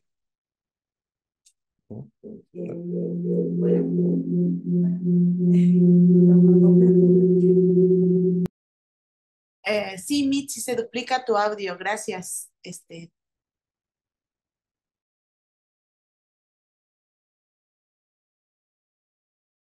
No te estamos escuchando, no te estamos escuchando por el momento, Mitzi. A ver si. ¿Está Ajá. ahí? ¿Se Sí, ahí escucha? está, ahí está. Ahora sí. Gracias. Entrando en lo específico del desarrollo de este caso de estudio, ya que fue el ejercicio que desarrollamos en aula, se tomaron dos grupos de estudiantes que, digamos, estaban cursando la misma asignatura, que era metodología de investigación cualitativa, ¿ya? Ellos presentan competencias verbales mayores en comparación con matemáticas. Ya, esa es como la descripción que mapeamos desde un análisis demográfico, ¿no? A partir de la medición PSU, que es la prueba que acá en Chile es de ingreso a las universidades, digamos, al nivel universitario, ¿ya? Planteamos que el rendimiento creativo aparentemente está influenciado por habilidades verbales, ya que tiene que ver con esta relación de estas promedio de notas que aparecen en esta prueba de ingreso, ¿ya? Y estos grupos tienen similares rendimientos académicos dados por las notas promedio en taller, ¿ya? En la asignatura de taller. No pasa. Ahí sí. Ya, ahí sí. Entonces, nuestra pregunta de investigación se plantea, ¿cómo puede la asociación forzada generar respuestas disruptivas en diseño? La metodología aplicada en el ejercicio. Primero, se aplicó una encuesta para conocer los perfiles demográficos y el rendimiento académico para caracterizar estos dos grupos de estudiantes. Posteriormente, se realizaron dos dinámicas de asociación forzada por cada grupo. El primero sin estímulos y el segundo con estímulos. Luego se cruzan los resultados de las dinámicas con los datos demográficos ya antes mapeados para establecer relaciones. Ambos grupos tenían la misma cantidad de sujetos, 20 cada uno, y eran dos secciones paralelas, como anteriormente les comenté. El primer grupo tenía más mujeres que hombres, ¿ya? Y la distribución de los colegios de egreso se orientaba más a colegios privados que subvencionados. Ahí, digamos, está la cifra en cuanto a la distribución por, digamos, sujeto de estudio.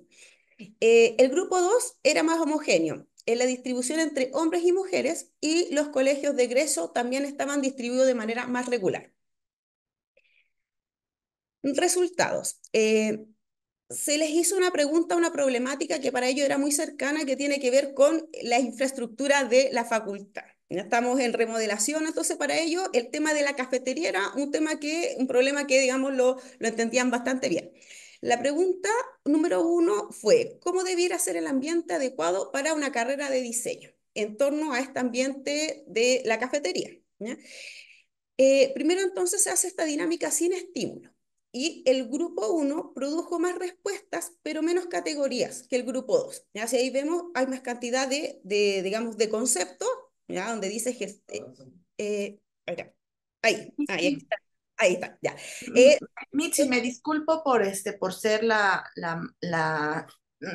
del tiempo y decirte hacerles esta interrupción, entendiendo que, bueno, están en una parte nodal haciéndonos saber sus resultados, pero si nos pudieran ir anticipando sus conclusiones, por favor, para que podamos darle paso a la siguiente participación, Mitzi. Una disculpa, Mitzi y Sergio, gracias. No se entiende, no te preocupes. Ya. Bueno, acá. Entonces, básicamente cuando hacemos este cruce con la prueba de Torrance, que es flexibilidad, el grupo 1 produjo menos categorías, ¿ya? De flexibilidad que al inicio, lo que cuenta con cierto grado de inhibición, ¿ya? En cambio, el grupo 2 con estímulos dio más categorías de flexibilidad que sin el método, ¿ya? Básicamente, el grupo 1 tendría que producir más ideas novedosas, ¿ya? Pero de categorías más limitadas, Dicho de otra manera, el grupo es muy imaginativo, pero poco variado en sus temáticas. Lo que produce también esto por un tema de inhibición, que se produjo menos ideas, ya que fueron menos divergentes y se observó menos cantidad de categorías de flexibilidad. El grupo 2, sin embargo, genera pocas ideas imaginativas, pero después del método produjo más ideas disruptivas, ¿ya? Verificadas con estas categorías de flexibilidad, ¿ya? El grupo 2 se produjo resultados esperados de la aplicación del método de la asociación forzada. Bueno, básicamente el método provocó la migración entre las ideas que tenían que ver con lo funcional ético a más bien simbólicas estéticas, ¿ya? Y la cercanía, que hablábamos con esto del método dadaísmo, el absurdo, ¿ya? En el caso del grupo 1 se inhibió, ¿ya? Contrario al grupo 2, que desinhibió, digamos, la elaboración de ideas, ¿ya? Ahí hubo un flujo más de ideas disruptivas, ¿ya? Que es lo que buscaba el método en sí. Y bueno, aquí hay un tema que ya anteriormente les habíamos hablado, que tiene que ver con ciertos temas del capital sociocultural de los estudiantes, ya que la escolaridad de los padres podría influir en este bagaje experiencial que pueden tener los estudiantes y que les permite elaborar ideas, digamos, más creativas. El viajar al extranjero, también el que tengan una distribución más equitativa entre mujeres y hombres, y también una equidad en torno a los colegios a que pertenecen los estudiantes. Y bueno, como hallazgo, encontramos que la neurodivergencia se manifestó como un factor a ser considerado en futuras investigaciones, debido a que hay algunos trastornos que los podríamos definir como que relajan a los estudiantes en torno a los acuerdos morales que pueden tener, ¿ya? Eso los libera de prejuicio y hace que las ideas fluyan mejor en, digamos, este concepto de la creatividad disruptiva. Muchas gracias. Gracias a ustedes, gracias. Nos acercamos hacia el cierre de la comisión. Nos falta solamente una presentación y también es de colegas y compañeros de Chile, de la Universidad Diego Portales. Espero que ya se encuentren con nosotros en la sala Dominique Tetzer y Bovich y María de la Paz Faundes, que nos van a presentar Sistema de Evaluación de la Práctica Interdisciplinaria en Diseño. Por favor, el escenario es de ustedes y bueno, pues voy a estar contando el tiempo. Invito a toda la audiencia que nos acompaña, que es una audiencia muy nutrida en esta primera jornada, en esta mañana, en esta comisión de enseñanza-aprendizaje del diseño, que puedan ir externando dudas para los participantes ponentes de esta jornada y que se las podamos externar al terminar el trabajo de presentación de Dominique y de María de la Paz. Adelante, ambas, bienvenidas y bueno, el escenario es... Hola Alma, Gracias. muchas gracias. Bueno, les vamos a contar un poco de qué se ha tratado lo que va de este trabajo. Ahora estamos en la segunda etapa de este proyecto, así que lo que vamos a presentar ahora es todo lo que fue la primera etapa. Bueno, vamos a partir con comentar un poco el contexto. Dale, Mary. Bueno, este proyecto parte por diversas necesidades que nosotras detectamos. En primera instancia, el plan nuevo de estudios de la carrera de la Escuela de Diseño de la Universidad Diego Portales, que está ahora actualmente en proceso de ser aprobado. Entonces, este nuevo proyecto levanta de alguna manera la necesidad de hacer primero, en primera instancia, un levantamiento y sistematización de la información que ya había respecto a cursos interdisciplinarios o, bueno, a los cursos en general. Y por otro lado, una materia de herramientas y análisis para la mejora continua, porque de alguna manera los cursos se impartían, pero no había herramientas para poder analizar esos cursos y determinar si efectivamente lo que creíamos que era interdisciplinario o que estábamos promoviendo como interdisciplinario se estaba desarrollando realmente de una manera que fuese interdisciplinaria. Por lo tanto, necesitábamos ciertas herramientas para ese análisis. Por otro lado, el modelo educativo también que está impulsando la universidad para el periodo 2022 al 2026 pone como eje, uno de los ejes centrales, la interdisciplina. Entonces, al ser un nuevo foco estratégico, también se empiezan a intencionar distintas acciones que conducen de alguna manera al desarrollo de más cursos interdisciplinarios. En ese sentido, nuestra escuela y nuestra facultad iba un poco a la vanguardia con estas iniciativas, pero por otro lado no teníamos estas herramientas que comentábamos como para evaluar si efectivamente se estaban dando de forma adecuada. Y por último, la dimensión que tiene que ver con la evaluación de la CNA, que es la Comisión Nacional de Acreditación de las carreras y las universidades en Chile. Y esto tiene que ver con una nueva dimensión que dispone esta comisión, que es que la investigación en la academia no sea solamente aspectos que sean de interés de los docentes o que sea más bien arbitrario, sino que se promueve que ahora la investigación se desarrolle también en pos de mejorar la misma docencia y los resultados de los procesos formativos. Vale. Entonces ahí, bueno, fue cuando nos preguntamos en primera instancia para qué nos servía realmente la interdisciplina como escuela de diseño, porque esto podía ser un decir solamente, pero a lo mejor no era tan necesario para nosotros, ¿vale? Y ahí nos dimos cuenta en esta nueva vuelta de la pregunta que la práctica del diseño en realidad requería per se ciertas habilidades que son necesarias ya para la interdisciplina. Y en ese sentido, bueno, detectamos que es muy importante el colaborar con diversos actores, con las comunidades también, el adaptarse a entornos dinámicos también es muy propio de la disciplina, el levantar también problemáticas y necesidades territoriales, y también las necesidades que puedan ser emergentes para ofrecer soluciones que sean situadas. Y en ese sentido, ¿dale? Concluimos finalmente que las disciplinas creativas, al tener muchas cosas en común con la interdisciplina, podían aportar a la implementación de esta desde su mirada divergente y desde el pensamiento proyectual también. Y aquí nos planteamos, bueno, distintos objetivos del proyecto. El primero era, y el más general, evaluar el estado de la interdisciplina en los cursos y actividades académicas de la Escuela de Diseño de la UDP. Ahí partimos obviamente con nuestra carrera, pero después nos fuimos dando cuenta de que esto que estábamos desarrollando era extrapolable perfectamente a otras carreras, incluso a otras universidades. Y esto como base para avanzar en su incorporación e integración al nuevo plan de estudio, pero de nuevo nos dimos cuenta finalmente que podía extrapolarse.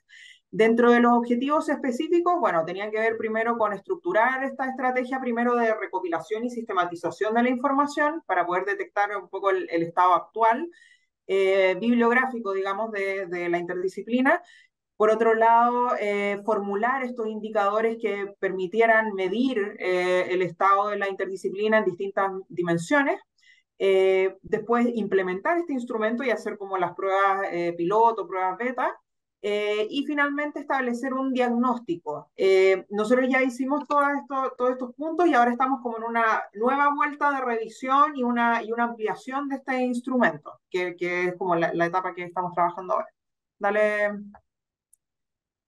Bueno, y aquí vino como un cierto factor diferenciador que nosotras al principio no habíamos notado, pero ya investigando y adentrándonos más en el tema nos dimos cuenta de que toda la literatura, o al menos los 26 documentos que revisamos, todas hablaban sobre recomendaciones para abordar el trabajo interdisciplinario en el aula o abordarlo en general, o casos de estudio donde se comentaban experiencias, pero ninguna revelaba mecanismos específicos y concretos que permitieran medir la efectividad de la aplicación de la interdisciplina o la efectividad en términos de cómo se planificaban e implementaban estas asignaturas. Entonces ahí es donde detectamos que había una oportunidad también en nuestra propuesta. ¿Vale? Bueno, y aquí viene la parte de investigación y desarrollo del proyecto. Como les comentábamos, parte de revisar este plan 9, que sería el plan nuevo que va a salir, la malla nueva.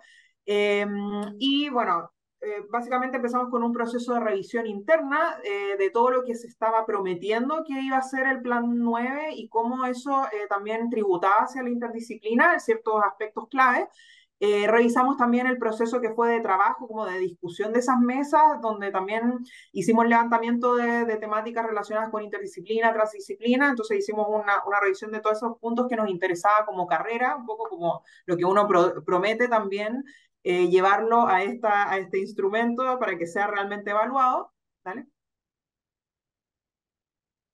Revisamos también los resultados de aprendizaje que se habían propuesto para esta malla nueva, bueno, de manera de lograr lo mismo, que un poco lo que uno está prometiendo que va a poder aprender un estudiante, que realmente se vea reflejado en este instrumento, para que sea evaluado, ¿vale? Y por otro lado, la bibliografía que les comentábamos, estos 26 documentos que de alguna manera se dividen equitativamente entre experiencias que fueron, bueno, experiencias internacionales, experiencias nacionales externas a la Universidad Diego Portales y experiencias nacionales internas de cosas que ya se habían hecho que quizás no siempre tenían que ver con interdisciplina, pero nos ayudaban en términos metodológicos a lo mejor a abordar algunos temas y otros sí en relación directa con la interdisciplina. Entonces ahí catalogamos un poco las tipologías de documentos que estábamos revisando, donde casi la mitad es de nivel como más teórico respecto a la interdisciplina y la otra mitad es de nivel más práctico, o sea, casos de estudio donde pudimos revisar cómo se aplicaban ciertos cursos de interdisciplina o ciertas experiencias académicas. ¿Vale? Y acá se ve como esta es otra disposición en el fondo de la misma información para evidenciar que se dividen como en 3/3. También hicimos eso intencionalmente para que no hubiese ciertos sesgos en la información, como que tendieran más a una área o a la otra. Y lo fuimos catalogando en fichas, fichas de trabajo en el fondo, casi como que fuera una biblioteca antigua, donde íbamos organizando la información. Y claro, fue mucho trabajo de organización de la información bajo categorías, tópicos asociados y la recurrencia que iban teniendo estos tópicos a medida que iban siendo mencionados. ¿Vale? Finalmente los organizamos en 3 tipologías de hallazgos, esto fue una organización muy intuitiva, nosotros no siendo sociólogas ni nada, sino que también apoyándonos igual con equipos de trabajo de la universidad, pero muy intuitivamente nosotros dijimos, bueno, hay hallazgos aquí que son como de tipo cualitativo, otros que son de tipo cuantitativo, otros que son más bien actitudinales y otros que tienen que ver con aspectos metodológicos. Y esa fue como nuestra primera organización intuitiva. ¿Vale? Y finalmente metimos todos estos hallazgos, primero los ordenamos nosotras en una pizarra muy análogamente, y después nos comentaron, y eso es como parte del proceso experiencial interdisciplinario, pero las sociólogas nos comentaron que existía esta herramienta también en el Atlas TI, donde podíamos un poco jugar con estas organizaciones, reorganizarla y poner a prueba lo que nosotros habíamos organizado muy en papel. Y ahí cuando reorganizamos las correlaciones entre todos estos hallazgos, detectamos que había 5 puntos clave, que serían como los criterios que después vamos a transformar, que son los que básicamente están en colores, perdón, son 6, en colores, donde el central siempre es abordaje de problemas complejos. Ese es el criterio más relevante y que más se repite y que finalmente agrupa a todos los otros. El segundo sería objetivos comunes, tener objetivos comunes, la comunicación efectiva, el trabajo colaborativo, las metodologías para la innovación y la vinculación con el medio. Estos serían como los criterios clave a evaluar en una actividad interdisciplinaria. ¿Vale? Y de ahí se podían desprender todos los otros. Entonces, a partir de ese reordenamiento hicimos una recodificación que nos permitió establecer estos 6 criterios principales, que son los que les mostrábamos en colores, que básicamente se están viendo ahí en la rueda en sus respectivos colores. Cada uno de esos criterios, de esos 6 criterios asociados a dimensiones, en este caso se dividen en 8 dimensiones, hay algunos que tienen 2 dimensiones, otros tienen una sola dimensión, y a partir de esas dimensiones, 37 indicadores, que ya sería como lo que uno va a hacer el check ahí para detectar si es que se está o no se está cumpliendo. Y bueno, básicamente eso es lo que les vamos a mostrar después que vamos a revisar. Acá este diagrama, no importa que no se lea, pero explicita o visualiza básicamente todos estos hallazgos que nosotros hicimos desde la literatura, cómo se van conectando y se transforman en estos criterios de evaluación, luego en estas dimensiones, y luego pasan a ser estos 37 indicadores, que sería lo que se ve al costado derecho de la pantalla. Dominique, estamos un poco en el tiempo, pero si gustan ir apuntando hacia el cierre. Gracias. Perfecto. Bueno, este es el instrumento, una tabla donde se va chequeando si es que hay presencia implícita o explícita del criterio. en el programa de estudio, porque eso fue lo que revisamos, los programas de estudio, dale. Y ahí dale tú. Sí, voy a cerrar rápido, pero bueno, finalmente la aplicación del instrumento lo que nos sirve es para asegurar, ¿cierto?, la calidad de la implementación de la interdisciplina, enfocado principalmente en las planificaciones de enseñanza-aprendizaje que promueven efectivamente, ¿cierto?, la interdisciplina al interior de los cursos de la Escuela de Diseño. Lo que hicimos fue clasificar o obtener al final tres niveles de resultados. El primero, ¿cierto? Cuando se aplica la rúbrica a los programas de estudio en la presencia explícita e implícita.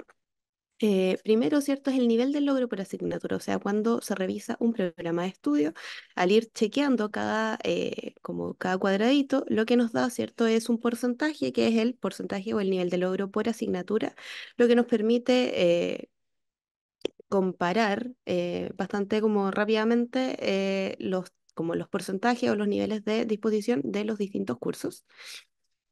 Lo que nos dio, ¿cierto? Esta tabla, nosotros lo que hicimos fue aplicar esta rúbrica a los cursos que se declaraban como interdisciplinarios, los cursos que tenían docentes que provenían desde otras disciplinas y también los talleres internacionales, que son talleres de la Facultad de Arquitectura, Diseño y Arte de la Universidad Diego Portales, que son talleres interdisciplinarios.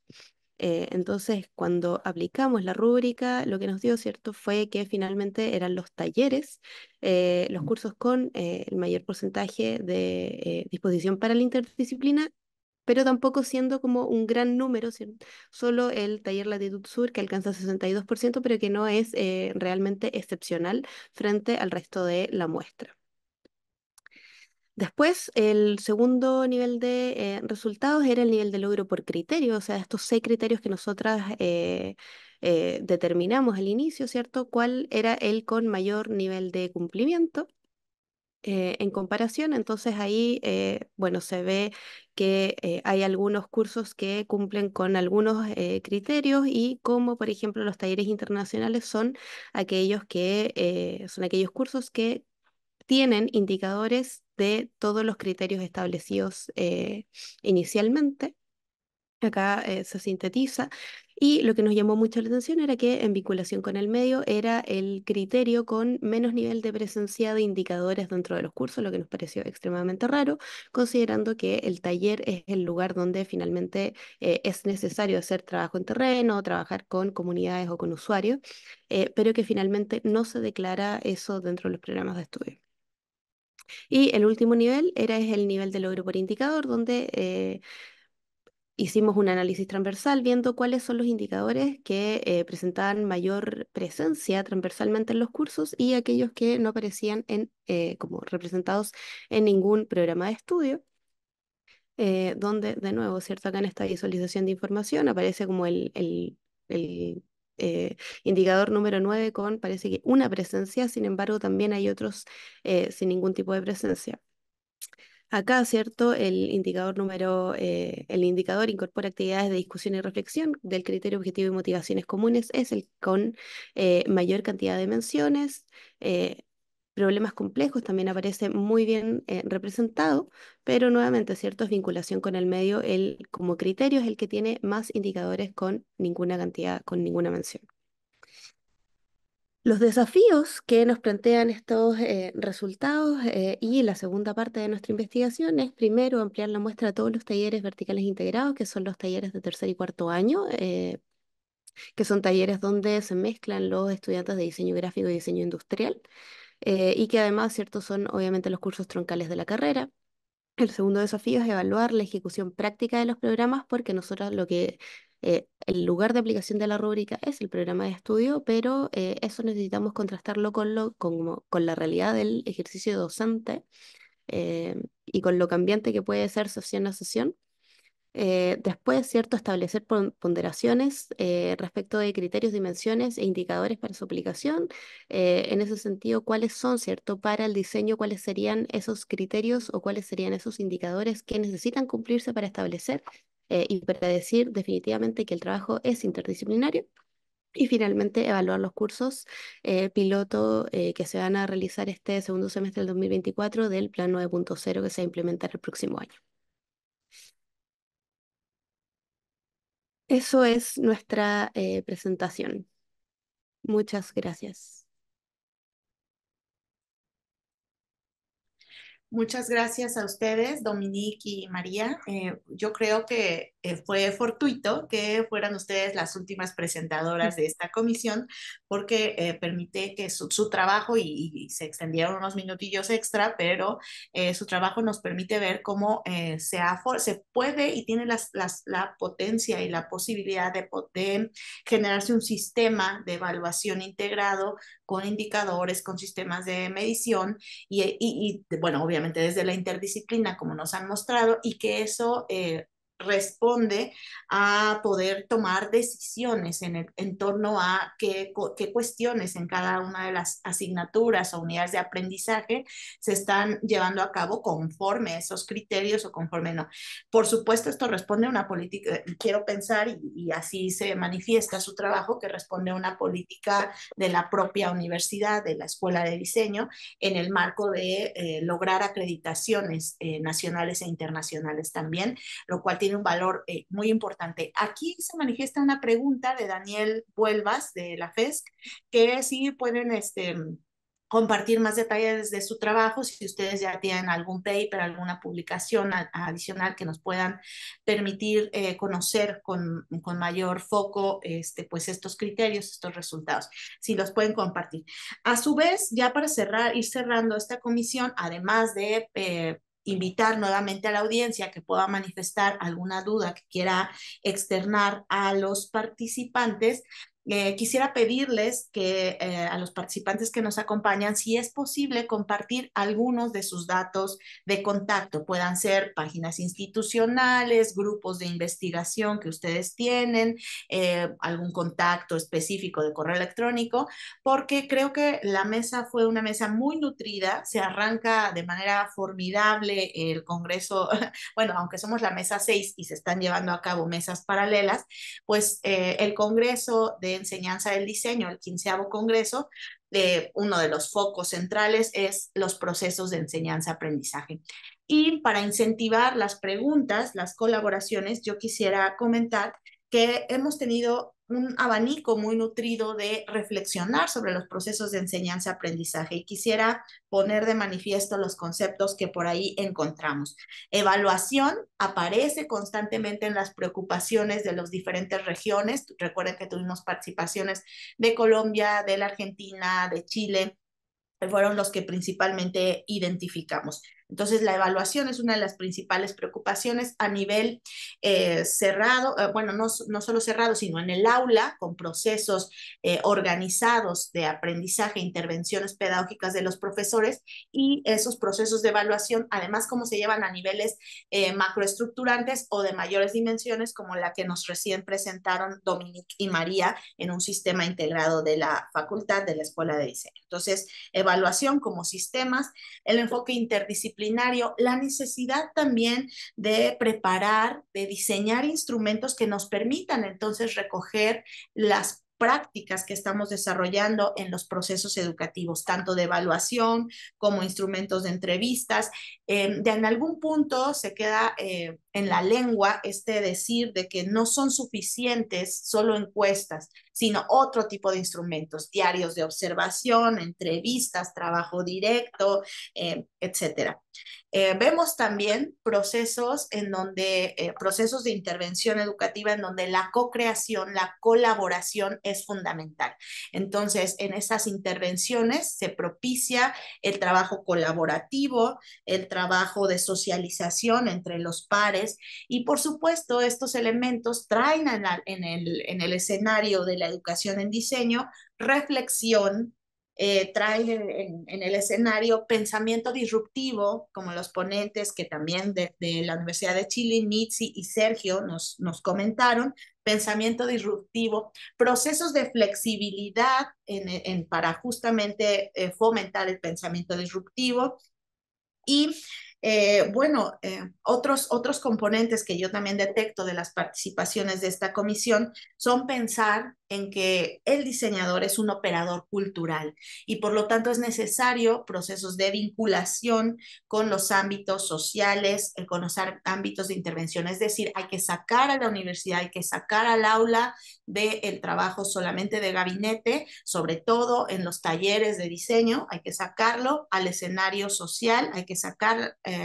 a la comunidad, hay que sacar con necesidades, problemáticas, porque además eso o sea, sacar el trabajo del aula a la comunidad, al escenario social, nos permite hacer procesos de transversalidad, procesos de desarrollo de pensamiento proyectual, aprendizaje situado, aprendizaje basado en casos, aprendizaje basado en problemas y otros tantos elementos que pues, se constituyen en el fenómeno educativo. Realmente ha sido muy enriquecedora este trabajo y bueno, me dicen que se encuentran también otros expositores de la jornada que habíamos ya llamado a su nombre. Voy a darle la palabra porque sí nos queda justamente su presentación y listo. Sería Jaime, Héctor y Joana. Aún no han expuesto, simplemente los llamamos, todavía no los ubicábamos por ahí.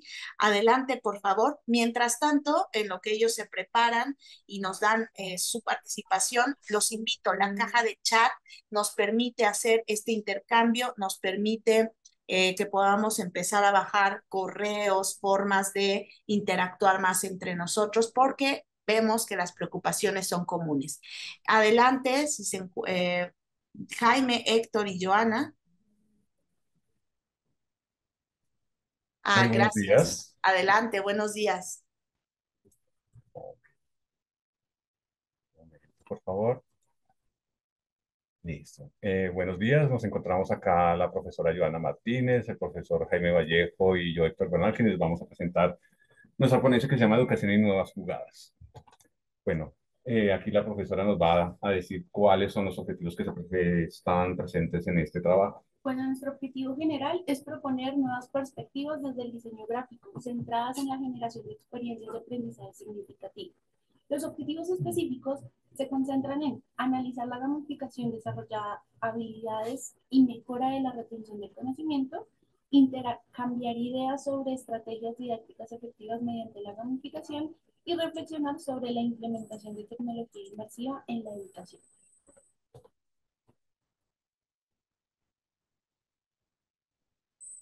Bueno, la metodología que nosotros utilizamos fue básicamente, en primer lugar, una conversación de tres expertos en educación en diseño, los cuales estamos acá presentes, dentro de lo cual empezamos a hacer un análisis de contenido y contextos dentro de las asignaturas que estábamos dictando. Identificamos unos temas y unos patrones emergentes dentro de esas dinámicas para hacer un análisis fenomenológico que interpretamos para hacer una profundización en los significados que se estaban haciendo en estos espacios académicos. Esto nos llevó a trabajar un marco teórico que nos permitiera encontrar, digamos que voces de académicos que le permitieran a todo el proceso que veníamos trabajando de esta discusión, pensada desde la forma en la que nosotros integramos el juego y la gamificación desde diferentes perspectivas, darle una base mucho más sólida. Desde allí entonces nos encontramos con Escolari y el darle prioridad a la multiplicidad de medios y de formatos para la comunicación, que si bien todas estas cosas las trabajamos nosotros como profesionales, al aplicarlas desde el ejercicio no solamente productivo de la creación, sino dentro del ejercicio educativo pedagógico, empezamos a encontrar muy buenos resultados. Luego hablábamos de la importancia de las clases colaborativas interactivas, nos encontrábamos en el punto medio, que es el de la gamificación, que es el que nos une como docentes.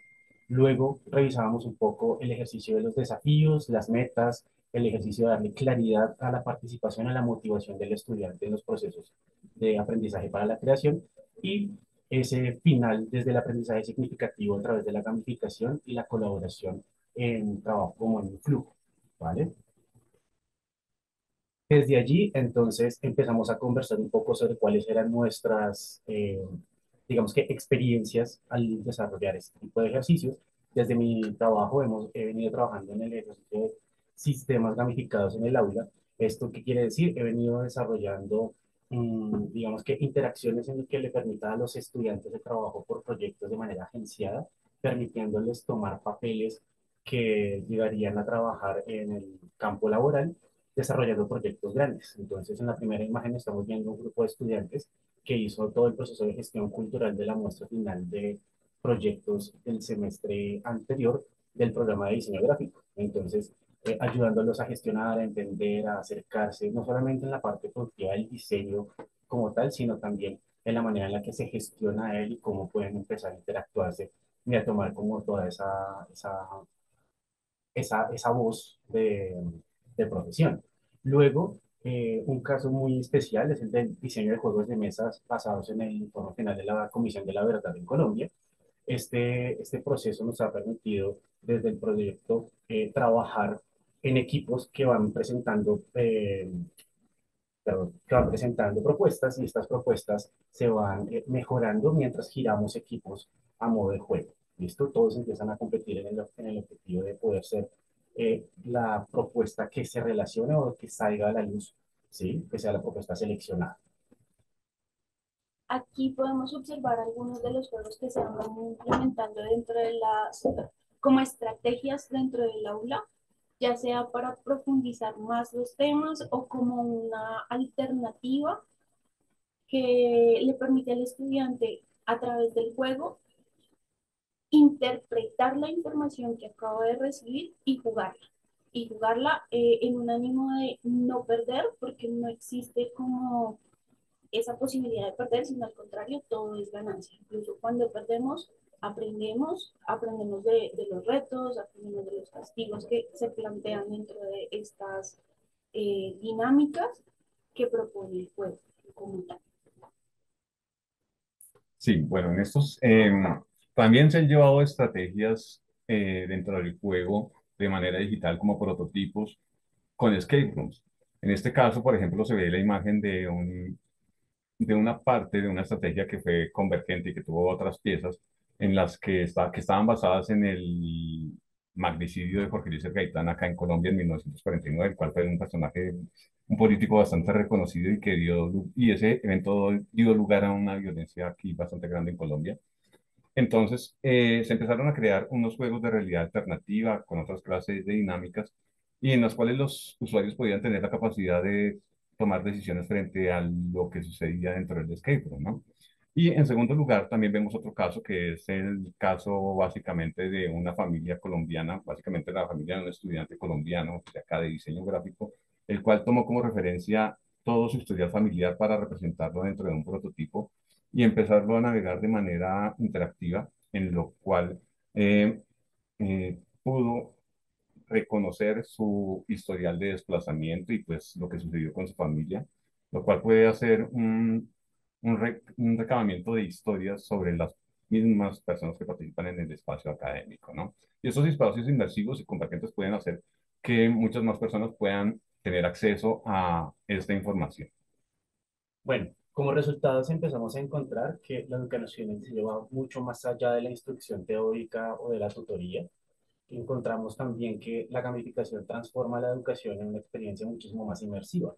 Cuando nosotros empezamos a contarnos las estrategias gamificadas o la forma en la que trabajamos esos referentes del marco teórico al interior de la clase de manera pedagógica, nos encontramos que enseñar en diseño nos permite generar experiencias activas y significativas que permite que los estudiantes se relacionen mucho con lo que están produciendo y que el proceso teórico y técnico se convierta en la herramienta para encontrar su posición en la sociedad y aportar a la solución de problemas sociales de una manera muchísimo más interesante, además.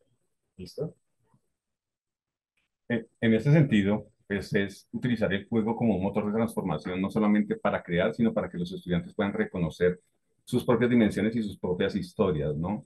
Estos espacios académicos, pues se convierten en prácticas significativas que también van a tener un impacto en sus propias vidas para reconocer qué es lo que pasa en sus propias vidas, en su propia historia y poder construir para mejorar lo que son sus comunidades y expresar algunas de las cosas que han pasado dentro de su propio entorno, ¿no?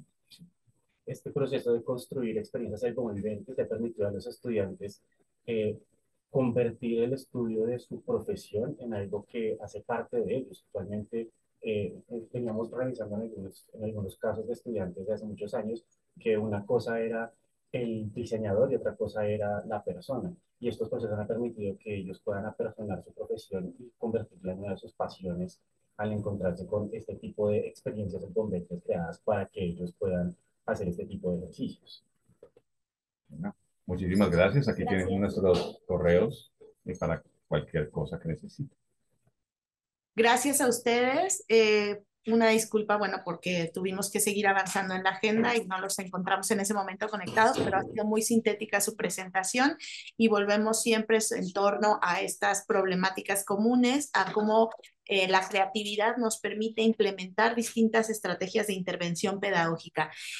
Bueno, pues con esta presentación de los colegas de la Universidad Antonio Nariño de Colombia, estamos justo en el tiempo para cerrar la comisión.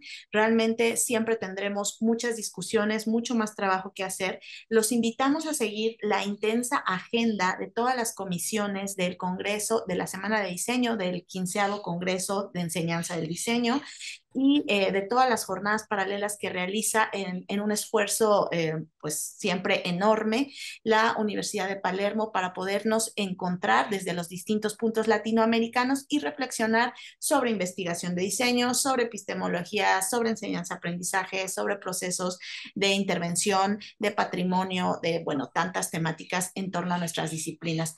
Gracias a todos por su asistencia, gracias a nuestros participantes, a nuestros ponentes por el intercambio que se ha desarrollado también en la caja de chat de este espacio en donde se ha intercambiado correos, elementos, prácticas para poder seguir estableciendo contacto, comunicación.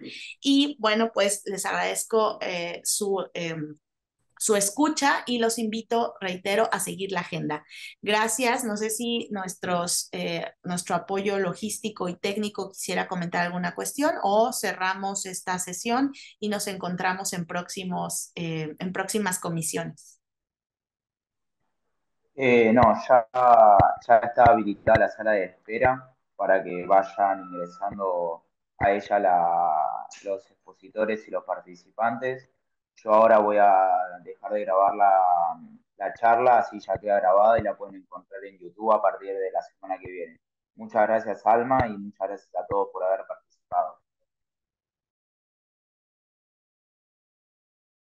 Gracias, pues cerramos la sesión.